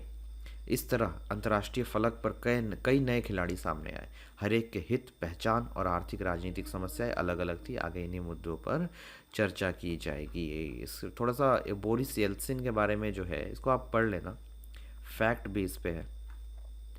बोरिस येल्त्सिन 1931 से 2007 तक रूस के पहले चुने हुए राष्ट्रपति थे। 1991 से 1999 तक कम्युनिस्ट पार्टी में सत्ता केंद्र तक पहुंचे। गोर्बाचेव द्वारा मॉस्को के मेयर बनाए गए। बाद में गोर्बाचेव के आलोचकों में शामिल थे और कम्युनिस्ट पार्टी से इस्तीफा दे दिया। 1991 में सोवियत संघ के शासन के खिलाफ विरोध का नेतृत्व किया। सोवियत संघ के विघटन में केंद्रीय भूमिका निभाई। साम्यवाद से पूंजीवाद की ओर संक्रमण के दौरान रूसी लोगों को हुए कष्ट के लिए जिम्मेदार ठहराया गया था इनको। और ये वाला जो है मिखाइल गोर्बाचेव के बारे में भी आप लोग पढ़ लेना, है ना। पढ़ देते हैं इसको। मिखाइल गोर्बाचेव, जन्म है 1931 में। सोवियत संघ के अंतिम राष्ट्रपति रहे मिखाइल गोर्बाचेव, इंपॉर्टेंट है। 1985 से 1991 तक इनका कार्यकाल रहा। पेरे पेरेस्ट्रोइका, पुनर्रचना और ग्लासनोस्त खुलेपन के आर्थिक और राजनीतिक सुधार शुरू किए इन्होंने। अमेरिका के साथ हथियारों की होड़ पर रोक लगा दी। अफगानिस्तान और पूर्वी यूरोप से सोवियत की सेना को वापस बुला लिया। जर्मनी के एकीकरण में सहायक थे। शीत युद्ध को समाप्त किया। सोवियत संघ के विघटन का आरोप लगा इनके ऊपर। बंदा बहुत सही था, आरोप लगे जो लगे, लेकिन किसी देश को एक स्थिति से बाहर निकालने में जो है इनका इम्पोर्टेंट योगदान था। उस समय जो चीज़ें सही थी वो करने की इन्होंने कोशिश की। और सोवियत संघ के विघटन का जो घटना चक्र है ये आप लोग एक बार पढ़ लेना, ठीक है। इसको थोड़ा याद भी रखना है, ठीक है। इतना याद रखोगे ना तो फिर फ़ायदा होगा। एक बार पढ़ दे क्या? चलो पढ़ ही देते हैं यार। मार्च 1985 मिखाइल गोर्बाचेव सोवियत संघ की कम्युनिस्ट पार्टी के महासचिव चुने गए। बोरिस येल्त्सिन को रूस की कम्युनिस्ट पार्टी का प्रमुख बनाया गया। फैक्ट बेस है, समझना नहीं है, रटना है। सोवियत संघ में सुधारों की श्रृंखला शुरू हुई। मिखाइल गोर्बाचेव और सुधार, बताइए आपको। मिखाइल गोर्बाचेव ने सुधार शुरू किया था। मार्च 1985 में सब आरंभ हुआ। 1988 आते आते क्या हुआ भाई? लिथुआनिया में आज़ादी के लिए आंदोलन शुरू हो गया। एस्टोनिया और लातविया में भी फैला। अक्टूबर 1989 में क्या हुआ? सोवियत संघ ने घोषणा की कि वार्सा समझौता, जो नाटो के कंपटीशन में जो बनाया गया था, वार्सा समझौता के सदस्य अपना भविष्य तय करने के लिए स्वतंत्र है। मतलब कहा गया कि भाई जो वार्सा समझौता में जो लोग थे वो लोग अपना भविष्य अपना डिसाइड करने के लिए स्वतंत्र है, हमारे तरफ से कोई प्रेशर नहीं है। और नवंबर में बर्लिन की दीवार गिर गई। फरवरी 1990 में क्या हुआ भाई? गोर्बाचेव ने सोवियत संसद ड्यूमा, सोवियत की संसद को क्या कहा जाता था? ड्यूमा, इसके चुनाव के लिए बहुदलीय राजनीति की शुरुआत की। सोवियत सत्ता पर कम्युनिस्ट पार्टी का 72 वर्ष पुराना शासन जो है, एकाधिकार जो है वो समाप्त हुआ। बहुदलीय राजनीति यानी कि अब एक ही पार्टी नहीं रहेगी, एक के अलावे पार्टी भी जो है चुनाव में खड़ी हो सकती है। तो इसका आरंभ किसने किया? गोर्बाचेव ने। तो कम्युनिस्ट पार्टी का जो 72 वर्ष पुराना एक छत्र राज था वो समाप्त हो गया। जून 1990 में क्या हुआ भाई? रूसी संसद ने सोवियत संघ से अपनी स्वतंत्रता घोषित कर दी। रूस ने बोला कि भाई हम अब सोवियत संघ का हिस्सा नहीं है, हम अपना स्वतंत्र है। मार्च 1990 में क्या हुआ? लिथुआनिया स्वतंत्रता की घोषणा करने वाला पहला सोवियत गणराज्य बना। तो इम्पोर्टेंट क्वेश्चन, स्वतंत्रता की घोषणा करने वाला पहला सोवियत गणराज्य कौन सा बना? तो लिथुआनिया। जून 1991 में क्या हुआ? येल्त्सिन का कम्युनिस्ट पार्टी से इस्तीफा हो गया। रूस के राष्ट्रपति बन गए ये, कौन से? Boris Yeltsin. अगस्त 1991 में क्या हुआ? कम्युनिस्ट पार्टी के गर्मपंथियों ने गोर्बाचेव के खिलाफ एक असफल तख्ता पलट किया, यानी कि सफल नहीं रहा। दिसंबर 1991 में क्या हुआ? रूस, बेलारूस और यूक्रेन ने 1922 की सोवियत संघ के निर्माण से संबंध संधि को समाप्त करने का फैसला किया और स्वतंत्र राष्ट्रों के राष्ट्रकुल बनाया। Armenia, Azerbaijan, Moldova, Kazakhstan, Kyrgyzstan, Tajikistan, Turkmenistan, Uzbekistan, ये भी राष्ट्रकुल में शामिल हो गए। जॉर्जिया 1993 में राष्ट्रकुल का सदस्य बना। संयुक्त राष्ट्र संघ में सोवियत संघ की सीट जो है वो रूस को बनी। बहुत इंपॉर्टेंट है, ये वाला पूरा याद रखना, ठीक है।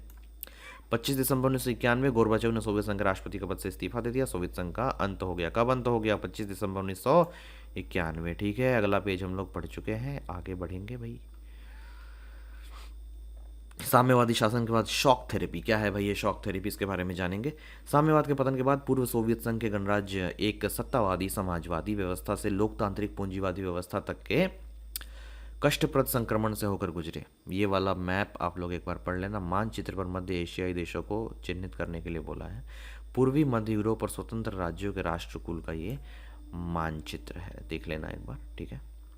आगे चलो, शॉक थेरेपी पढ़ रहे थे तो कष्टप्रद संक्रमण से होकर गुजरे। किस चीज़ का कष्टप्रद संक्रमण?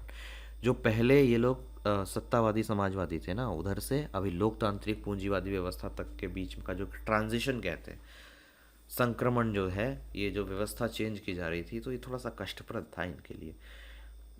रूस, मध्य एशिया के गणराज्य और पूर्वी यूरोप के देशों में पूंजीवाद की ओर संक्रमण का एक खास मॉडल अपनाया गया। यानी रूस, मध्य एशिया के गणराज्य और पूर्वी यूरोप के देश, ये जो साम्यवाद से जो पूंजीवाद की तरफ जा रहे थे ना, तो ये जो ट्रांजिशन का एक फेज था, जो परिवर्तन का एक दौर था, इसके लिए एक खास मॉडल अपनाया गया। कौन सा मॉडल? विश्व बैंक और अंतर्राष्ट्रीय मुद्रा कोष, इसको कहते हैं IMF, इंटरनेशनल मॉनेटरी फंड, और विश्व बैंक तो पता ही है, वर्ल्ड बैंक, के द्वारा निर्देशित इस मॉडल को शॉक थेरेपी, आघात पहुंचाकर उपचार करना कहा गया, ठीक है। काहे भाई ऐसा क्यों कहा गया? भूतपूर्व दूसरी दुनिया के देशों में शॉक थेरेपी की गति और गहनता अलग अलग रही, लेकिन इस दिशा और चरित्र बड़ी सीमा तक एक जैसे थे। हर देश को पूंजीवादी अर्थव्यवस्था की ओर पूरी तरह मुड़ना था, यानी जो समाजवादी व्यवस्था थी उसको पूरी तरह अंत करके किसकी तरफ मुड़ना था, पूंजीवादी समाजवादी अर्थव्यवस्था को अंत करके समाजवादी व्यवस्था को अंत करके पूरी तरह मुड़ना था पूंजीवादी व्यवस्था की तरफ। इसका मतलब था कि सोवियत संघ के दौर की हर संरचना से पूरी तरह निजात पाना था, मतलब खत्म करके रख देना था एकदम। जो सोवियत संघ का जो भी सिस्टम था उसको खत्म करो। शॉक थेरेपी की सर्वोपरि मान्यता थी कि मिल्कियत का सबसे प्रभावी रूप निजी स्वामित्व होगा। सबसे इंपॉर्टेंट, समाजवाद चिल्ला चिल्ला कर इस बात को कहता था कि व्यक्तिगत प्रधानता नहीं दी जाएगी, व्यक्तिगत प्रधानता नहीं दी जाएगी, राज्य का शासन होगा, राज्य का नियंत्रण होगा, राज्य की जमीन, राज्य का मालिकाना हक, वो सब अंत कर दिया गया। और सबसे बड़ी मान्यता कही गई कि मिल्कियत, मालिकाना हक का सबसे प्रभावी रूप क्या होगा, निजी स्वामित्व। इसके अंतर्गत राज्य की संपदा के निजीकरण और व्यावसायिक स्वामित्व के ढांचे को तुरंत अपनाने की बात शामिल थी। सामूहिक फार्म को निजी फार्म में बदला गया और पूंजीवादी पद्धति से खेती शुरू हो गई, यानी जो भी सार्वजनिक चीज़ें थी उसको बेच बेच कर निजीकरण कर दिया गया और जो एक निजी स्वामित्व की स्थिति थी वो आने लगी। सामूहिक फार्म को निजी फार्म में बदला गया और पूंजीवादी पद्धति से खेती शुरू हो गई। बहुत इंपॉर्टेंट, सामूहिक फार्म को निजी फार्म में बदला गया और पूंजीवादी पद्धति से खेती शुरू हुई। इस संक्रमण में राज्य नियंत्रित समाजवाद या पूंजीवाद के अतिरिक्त किसी भी वैकल्पिक व्यवस्था या तीसरे रुख को मंजूर नहीं किया गया। अब इस संक्रमण में कहा गया कि राज्य या तो नियंत्रित समाजवाद में रहो या पूंजीवाद में रहो। नियंत्रित मतलब हमारा नियंत्रण रहेगा, जैसा हम बोलेंगे वैसा समाजवाद, या तो फिर पूंजीवाद में रहो। और इसके अलावा कोई तीसरी व्यवस्था को मंजूर नहीं किया गया, यही दो व्यवस्था में रहना है तो रहो, ठीक है। शॉक थेरेपी से इन अर्थव्यवस्थाओं के बाहरी व्यवस्थाओं के प्रति रुझान बुनियादी तौर पर बदल गए। अब माना जाने लगा कि ज़्यादा से ज़्यादा व्यापार करके ही विकास किया जा सकता है। जो पहले जो था इनका सिस्टम जो था उसमें ये लोग ज़्यादा निर्यात वगैरह पर विश्वास नहीं रखते थे। तो ये लोग जो भी कहते थे, जो भी हमने पढ़ा ना कि पिन से लेकर कार तक सब अपने यहाँ बनाते थे, अपने यहाँ यूज़ करते थे, तो अब हुआ ये लोग को ये समझाया जाने लगा कि ज़्यादा से ज़्यादा व्यापार कीजिए, ज़्यादा से ज़्यादा विदेशों के साथ सामान बेचिए, इसी से विकास होता है। इस कारण मुक्त व्यापार को पूर्ण रूप से अपनाना जरूरी माना गया। मुक्त व्यापार मतलब अपने देश की अर्थव्यवस्था को पूरी तरह खोल दो, विदेशों के साथ खूब व्यापार करो, उसको कहते हैं मुक्त व्यापार। पूंजीवादी व्यवस्था को अपनाने के लिए वित्तीय खुलापन, मुद्राओं की आपसी परिवर्तनीयता, यानी कि एक मुद्रा का दूसरे मुद्रा में रूपांतरीकरण, डॉलर का रुपये में, डॉलर का रूबल में, ये सब में, या रूबल का डॉलर में, ऐसे में, और मुक्त व्यापार की नीति महत्वपूर्ण मानी गई। अंततः इस संक्रमण में सोवियत खेमे के देशों के बीच मौजूद व्यापारिक गठबंधनों को समाप्त कर दिया गया। खेमे के प्रत्येक देश को एक दूसरे से जोड़ने की जगह सीधे पश्चिमी मुल्कों से जोड़ा गया, यानी कि इन सारे देशों को आपस में जोड़ने में ज़्यादा ध्यान नहीं दिया गया। इन सारे देशों को सीधा सीधा पश्चिमी देशों से जोड़ा गया कि आप ज़्यादा से ज़्यादा उनके साथ व्यापार करो, ज़्यादा से ज़्यादा पैसे का इंटरचेंज करो, रुपए को डॉलर में बदलो, रूबल रशिया की जो करेंसी है वो है, अभी उस समय पता नहीं क्या थी, अभी तो रूबल है, वही होगी मेरे ख्याल से। तो जो भी वहाँ की करेंसी है उसको आपस में इंटरचेंज करो और सीधा जो कनेक्शन है छोटे छोटे देशों, बड़े बड़े देशों, सबका कनेक्शन सीधा पश्चिमी विश्व से करो, यानी कि अमेरिका और उसके आसपास के देशों से करो, ठीक है। इस तरह धीरे धीरे इन देशों को पश्चिमी अर्थतंत्र में समाहित किया गया। पश्चिमी दुनिया के पूंजीवादी देश अब नेता की भूमिका निभाते हुए अपनी विभिन्न एजेंसियों और संगठनों के सहारे इस खेमे के देशों का विकास का मार्गदर्शन और नियंत्रण करेंगे। तो पश्चिमी दुनिया के जो पूंजीवादी देश है अब नेता बन जाएंगे और अपनी विभिन्न एजेंसियों और संगठनों के सहारे इस खेमे के देशों का विकास करेंगे, मार्गदर्शन करेंगे, नियंत्रण करेंगे। अब भाई शॉक थेरेपी के क्या परिणाम हुए? तो 1990 की अपनाई गई शॉक थेरेपी जनता के उपभोग के उस समय आनंद लोक तक नहीं ले गई जिसका उसने वादा किया था। मतलब बोला तो ऐसा गया था कि एकदम जो शॉक थेरेपी है, ये जो हम अर्थव्यवस्था में जो परिवर्तन करेंगे इससे एकदम आनंद लोक में पहुंच जाएगी जनता, लेकिन ऐसा हो नहीं पाया। अमूमन शॉक थेरेपी से पूरे क्षेत्र की अर्थव्यवस्था तहस नहस हो गई और इस क्षेत्र की जनता को बर्बादी की मार झेलनी पड़ी। रूस में पूरा का पूरा राज्य नियंत्रित औद्योगिक ढांचा चरमरा उठा। लगभग 90% उद्योगों को निजी हाथों या कंपनियों को बेच दिया गया। आर्थिक ढांचे का यह पुनर्निर्माण चूंकि सरकार द्वारा निर्देशित औद्योगिक नीति के बजाय बाजार की ताकतें कर रही थी, इसलिए यह कदम सभी उद्योगों को मटिया मेट करने वाला साबित हुआ। इसे इतिहास की सबसे बड़ी गराज सेल के नाम से जाना जाता है क्योंकि महत्वपूर्ण उद्योगों की कीमत कम से कम करके आकी गई और उन्हें औने पौने दामों में बेच दिया गया। बताइए, मतलब जो भी सरकारी संपत्ति थी, राज्य की संपत्ति थी समाजवादी व्यवस्था के अंतर्गत, उसका दाम भी सही से नहीं लगाया गया, औने पौने दामों में व्यापारियों को बेच दिया गया। सारा सिस्टम जो है वो मटिया मेट हो गया। ठीक है। हालांकि इस महाबिक्री में भाग लेने के लिए सभी नागरिकों को अधिकार पत्र दिए गए थे, लेकिन अधिकांश नागरिकों ने अपना अधिकार पत्र काला बाजारियों के हाथों बेच दिया, क्योंकि उन्हें धन की ज़रूरत थी। स्थिति इतनी खराब हो गई थी ऑलरेडी, पैसे की ज़रूरत भाई सबको थी, तो सबको अधिकार पत्र दिए गए थे कि सबको यहाँ के इतना इतना खरीद सकते हैं, शेयर टाइप का। तो इन लोग को इतना पैसा की ज़रूरत थी ना कि वो सारा अपना शेयर वाले जाकर क्या किया, काला बाजारी को बेच दिया, भाई तुम ही रखो, हमको कुछ पैसा वैसा दे दो, पैसा का ज़रूरी है। ठीक है। तो रूसी मुद्रा रूबल, देखो रूस का मुद्रा तब भी रूबल ही था। रूसी मुद्रा रूबल के मूल्य में नाटकीय ढंग से गिरावट आई। अब ऐसा अगर अर्थव्यवस्था एकदम धड़ाम करके गिरेगा तो कहाँ से, पैसे की तो कीमत में गिरावट आएगी ना, मतलब मुद्रा की कीमत में तो गिरावट आएगी। तो रूबल के मूल्य में नाटकीय ढंग से गिरावट आई, मुद्रास्फीति इतनी ज़्यादा बढ़ी कि लोगों की जमा पूंजी जो है वो ख़त्म होने लगी, जाती रही। उस समय रूस में कुल 1,500 बैंक और अन्य वित्तीय संस्थान थे, जिनमें से लगभग आधे शॉक थेरेपी के परिणाम स्वरूप दिवालिया हो गए। यह चित्र ऐसे ही एक बैंक इनकॉम का है। रूस के इस दूसरे सबसे बड़े बैंक इनकॉम के दिवालिया होने से ग्राहकों के अलावा 10,000 कंपनियों और शेयरधारकों की जमा पूंजी भी डूब गई। सोचिए, मतलब बर्बादी की स्थिति पर आ गया था उस समय। सामूहिक खेती की प्रणाली समाप्त हो चुकी थी और लोगों को अब खाद्यान्न की सुरक्षा भी मौजूद नहीं रही। पहले खाद्यान्न तो कम से कम दिया जाता था, बताया गया था ना कि रूस में निम्न निम्नतम जो जीवन स्तर है वो सुनिश्चित किया गया था, अब लेकिन वो भी नहीं रहा। ठीक है। रूस ने खाद्यान्न का आयात करना शुरू किया। सन 1999 में वास्तविक सकल घरेलू उत्पाद 1989 की तुलना में कहीं नीचे था। पुराना व्यापारिक ढांचा तो टूट ही चुका था, लेकिन इसकी जगह कोई वैकल्पिक व्यवस्था नहीं हो पाई थी। सामाजिक कल्याण की पुरानी व्यवस्था को क्रम से नष्ट किया गया। सरकारी रियायतों के खात्मे के कारण ज़्यादातर लोग गरीबी में पड़ गए भाई। मध्य वर्ग समाज के हाशिए पर आ गया और अकादमिक बौद्धिक कामों से जुड़े लोग या तो बिखर गए या बाहर चले गए। मतलब समझ सकते हो, देश बर्बाद होकर रह गया। ठीक है, एक तो पहले से बर्बाद था, और अब जो थोड़ा सा बना था कि भाई ये पूंजीवाद की तरफ जाके हम लोग थोड़ा बच जाएंगे, बट वो भी होने से रहा। मतलब एकदम बर्बाद ही हो गया, बैंक दिवालिया होने लगा, लोग के पास खाने का पैसा तक नहीं रहा। मध्य वर्ग जो था वो एकदम मतलब किनारे पे चला गया, सीमा पर चला गया, एकदम बर्बादी के कगार पर पहुंच गया। पैसा किसी के पास नहीं था, बैंक दिवालिया हो गया, तो जमा पूंजी जो था वो भी डूब गया। कई देशों में एक माफिया वर्ग उभरा जो उसने अधिकतर आर्थिक गतिविधियों को अपने नियंत्रण में ले लिया। रशियन माफिया काफ़ी ज़्यादा फेमस है, अभी फिल्मों में भी आप लोग देखेंगे। खाली ये लोग इलीगल काम करते हैं, गुंडागर्दी वर्ग होता है और बहुत पावरफुल होते हैं ये रशियन माफिया। ठीक है, ये जो माफिया है ये वर्ड वहीं से निकला। तो यही जो माफिया वर्ग है, गुंडे टाइप के लोग हैं, ये लोग इलीगल काम करने लगे। तो जब देश की स्थिति डामाडोल होने लगी तो कुछ लोग इलीगल कामों के जरिए अपना गुजर बसर करने लगे, और ये लोग बाद में चल के काफ़ी पावरफुल हो गए। बहुत सारे मूवी में आपने देखा होगा रशियन माफिया को, बहुत पावरफुल होते हैं ये लोग। निजीकरण ने नई विषमताओं को जन्म दिया। पूर्व सोवियत संघ में शामिल रहे गणराज्यों और खासकर रूस में अमीर और गरीब लोगों के बीच तीखा विभाजन हो गया। अब तो भाई अमीर और गरीब के बीच की जो खाई थी वो बहुत मोटी हो गई। पहले की व्यवस्था के विपरीत अब धनी और निर्धन लोगों के बीच बहुत गहरी आर्थिक असमानता थी। समाजवाद के रहते हुए क्या था, आर्थिक असमानता नहीं था, क्योंकि यही तो समाजवाद का जो है मूल विचार था कि लोगों के बीच में जो है आर्थिक असमानता नहीं होगी। लेकिन अब खाई बहुत बढ़ गई। आर्थिक बदलाव की बड़ी प्राथमिकता दी गई और उस पर पर्याप्त ध्यान भी दिया गया, लेकिन लोकतांत्रिक संस्थाओं के निर्माण का कार्य ऐसी प्राथमिकता के साथ नहीं हो सका। इन सभी देशों के संविधान हड़बड़ी में तैयार किए गए। जो भी देश अलग अलग हुए ना, उनके संविधान हड़बड़ी में तैयार किए गए। हड़बड़ी में तैयार किया जाएगा तो कितना ही बढ़िया नियम बनेगा, नहीं बन पाएगा।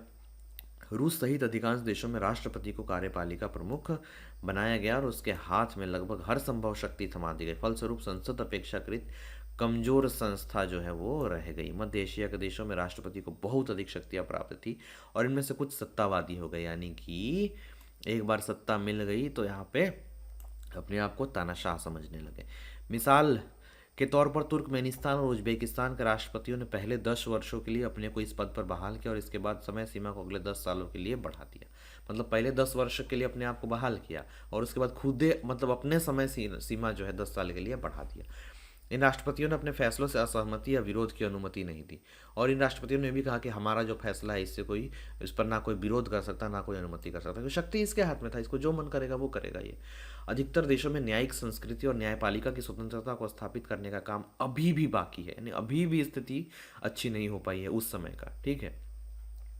रूस सहित अधिकांश देशों की अर्थव्यवस्था ने सन 2000 में यानी अपनी आज़ादी के 10 साल बाद खड़ा होना शुरू किया। यानी रूस सहित अधिकांश देशों की अर्थव्यवस्था ने सन 2000 के बाद यानी आज़ादी के 10 साल बाद धीरे धीरे खड़ा होना शुरू किया। बर्बादी का इतना बड़ा दौर देखने के बाद 2000 के बाद धीरे धीरे खड़ा होना शुरू हुआ। इन अधिकांश देशों की अर्थव्यवस्था के पुनर्जीवन का कारण था खनिज तेल, प्राकृतिक गैस और धातु जैसे प्राकृतिक संसाधन का निर्यात। जैसा कि मैंने पहले बताया कि इन देशों में काफ़ी ज़्यादा तेल है, प्राकृतिक गैस है, धातु है, तो बेच के इनके पास पैसा आया, मुद्रा आई।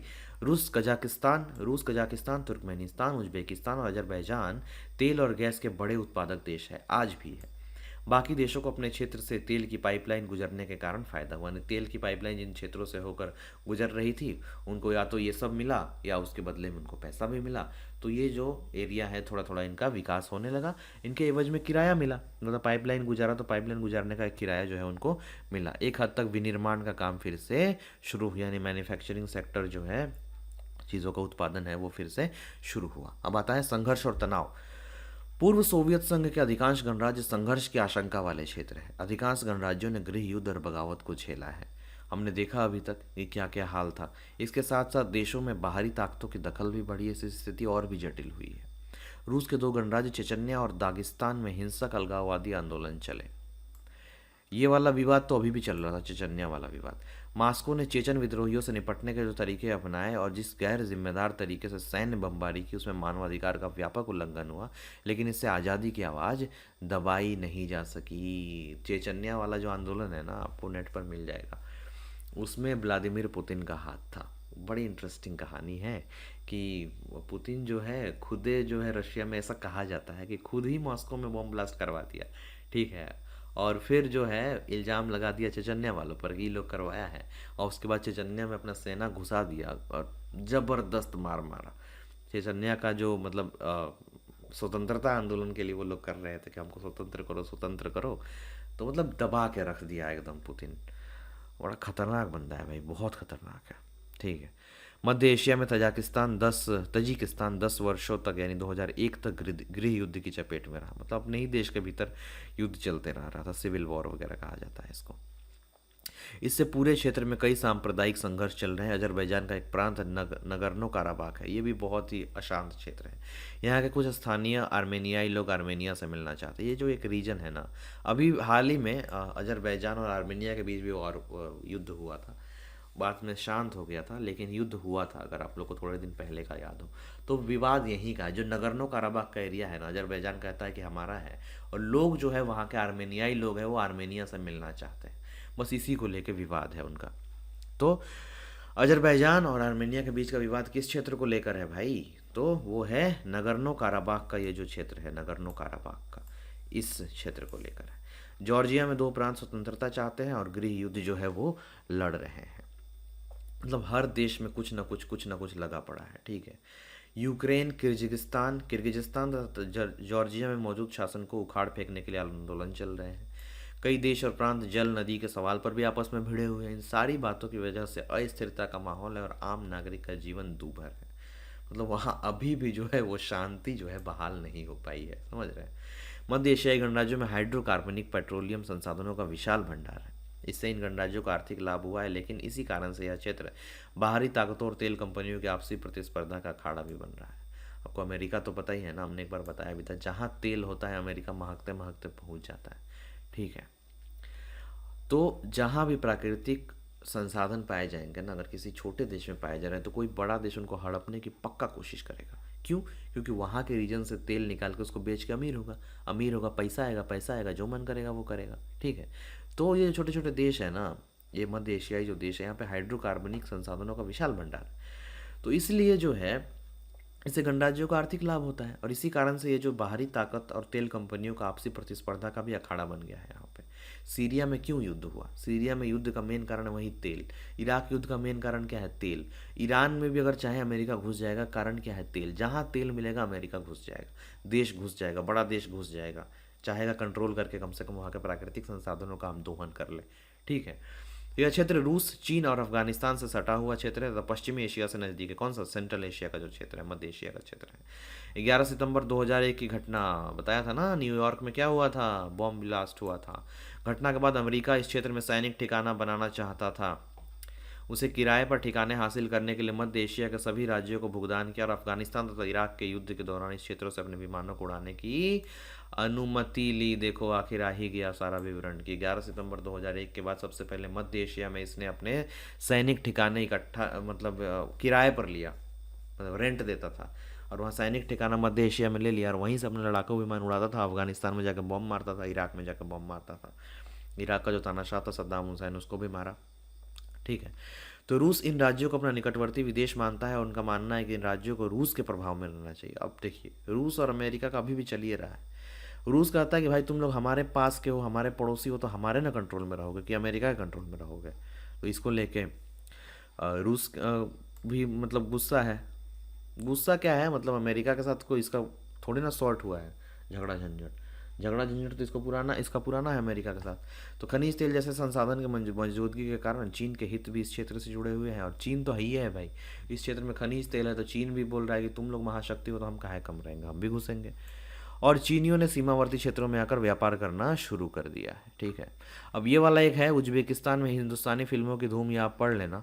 ठीक है, इसमें कुछ इंपॉर्टेंट नहीं है। पूर्वी यूरोप में चेकोस्लोवाकिया शांतिपूर्वक दो भागों में बट गया। चेक तथा स्लोवाकिया नाम के दो देश बने। अभी भी देखिए बंटवारा चल ही रहा है, लेकिन सबसे गहन संघर्ष बाल्कन क्षेत्र के गणराज्य यूगोस्लाविया में हुआ।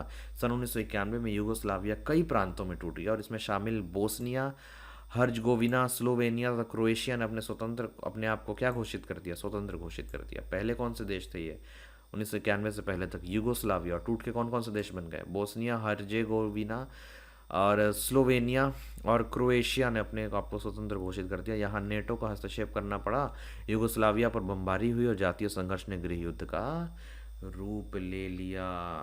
यानी नाटो घुस गया था, यहाँ बमबारी हुआ और यूगोस्लाविया पर बमबारी हो गई और जातीय संघर्ष ने गृह युद्ध का रूप ले लिया। ठीक है, कहते हैं नेक्स्ट पेज पे। अब है पूर्व साम्यवादी देश और भारत। भारत के साथ जो सोवियत संघ वगैरह का था, कैसे रिश्ते थे, इसके बारे में हम बात करेंगे। तो शीत युद्ध के दौरान भारत और सोवियत संघ के संबंध बहुत गहरे थे। इससे आलोचकों को यह कहने का अवसर भी मिला कि भारत सोवियत खेमे का हिस्सा था। इस दौरान भारत और सोवियत संघ के संबंध बहुआयामी थे। आज भी भारत और सोवियत संघ यानी रूस के संबंध जो है बहुत अच्छे हैं। यही कारण है कि यूक्रेन युद्ध में सारी चीज़ों के होने के बावजूद भी भारत ने रूस के खिलाफ वैसा कुछ बोला नहीं है अभी तक। आर्थिक रूप से देखिए क्या क्या कनेक्शंस थे। सोवियत संघ ने भारत के सार्वजनिक क्षेत्र की कंपनियों को ऐसे वक्त में मदद की जब ऐसी मदद कर पाना मुश्किल था। सोवियत संघ ने भिलाई, बोकारो और विशाखापत्तनम के इस्पात कारखानों तथा भारत हेवी इलेक्ट्रिकल्स जैसे मशीनरी संयंत्रों के लिए आर्थिक और तकनीकी सहायता दी।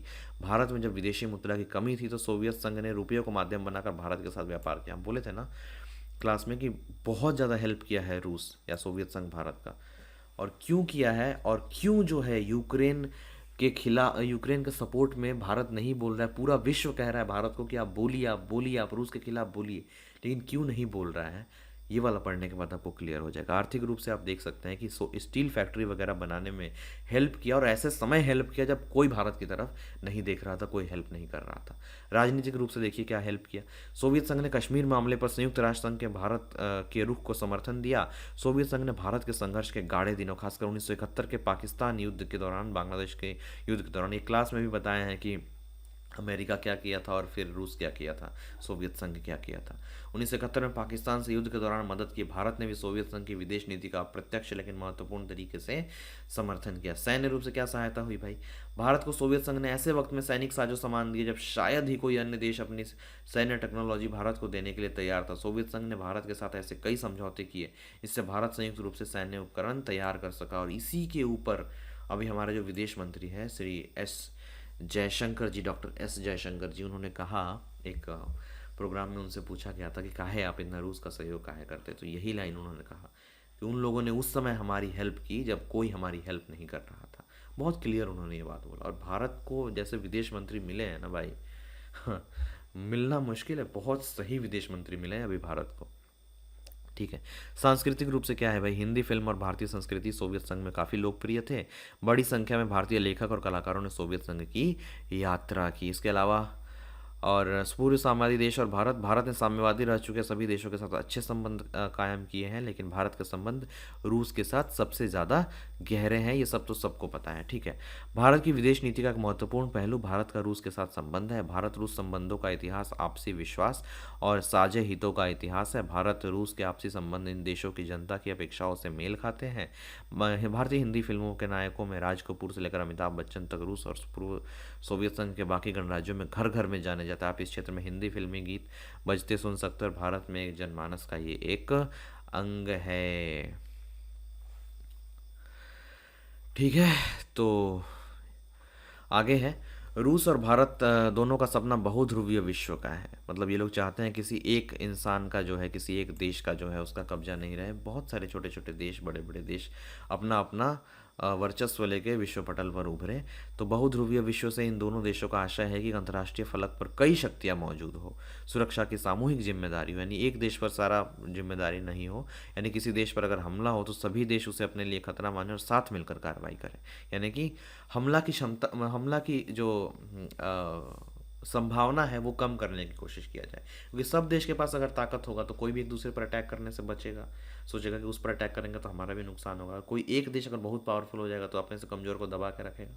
ठीक है, तो क्षेत्रीयताओं को ज़्यादा जगह मिले, अंतर्राष्ट्रीय संघर्षों का समाधान बातचीत के द्वारा हो, हर देश की स्वतंत्र विदेश नीति हो और संयुक्त राष्ट्र जैसी संस्थाओं द्वारा फैसले किए जाए तथा इन संस्थाओं को मजबूत, लोकतांत्रिक और शक्ति संपन्न बनाया जाए। 2001 के भारत रूस सामरिक समझौते के अंग के रूप में भारत और रूस के बीच 80 द्विपक्षीय दस्तावेजों पर हस्ताक्षर हुए हैं। भारत को रूस के साथ अपने संबंधों के कारण कश्मीर, ऊर्जा आपूर्ति, अंतर्राष्ट्रीय आतंकवाद से संबंधित सूचनाओं के आदान प्रदान, पश्चिमी एशिया में पहुंच बनाने तथा चीन के साथ अपने संबंधों का संतुलन लाने जैसे मसलों में फायदे हुए हैं। रूस को इस संबंध में सबसे बड़ा फायदा है कि भारत रूस के लिए हथियारों का दूसरा सबसे बड़ा खरीदार देश है जी। आज भी भारत अपने हथियारों के लिए काफ़ी हद तक रूस पर निर्भर है, और इस चीज़ को हमने पब्लिकली एक्सेप्ट किया है कि हाँ ठीक है, हम खरीदते हैं रूस से, और हम बहुत दिन से खरीदते हैं और आगे भी खरीदते रहेंगे। भारतीय सेना को अधिकांश सैनिक साजो सामान जो है वो रूस से ही प्राप्त होता है। चूँकि भारत तेल के आयातक देशों में से है, इसलिए भी भारत रूस के लिए महत्वपूर्ण है। भारत रूस के लिए महत्वपूर्ण है। उसने तेल के संकट घड़ी में हमेशा भारत की मदद की है।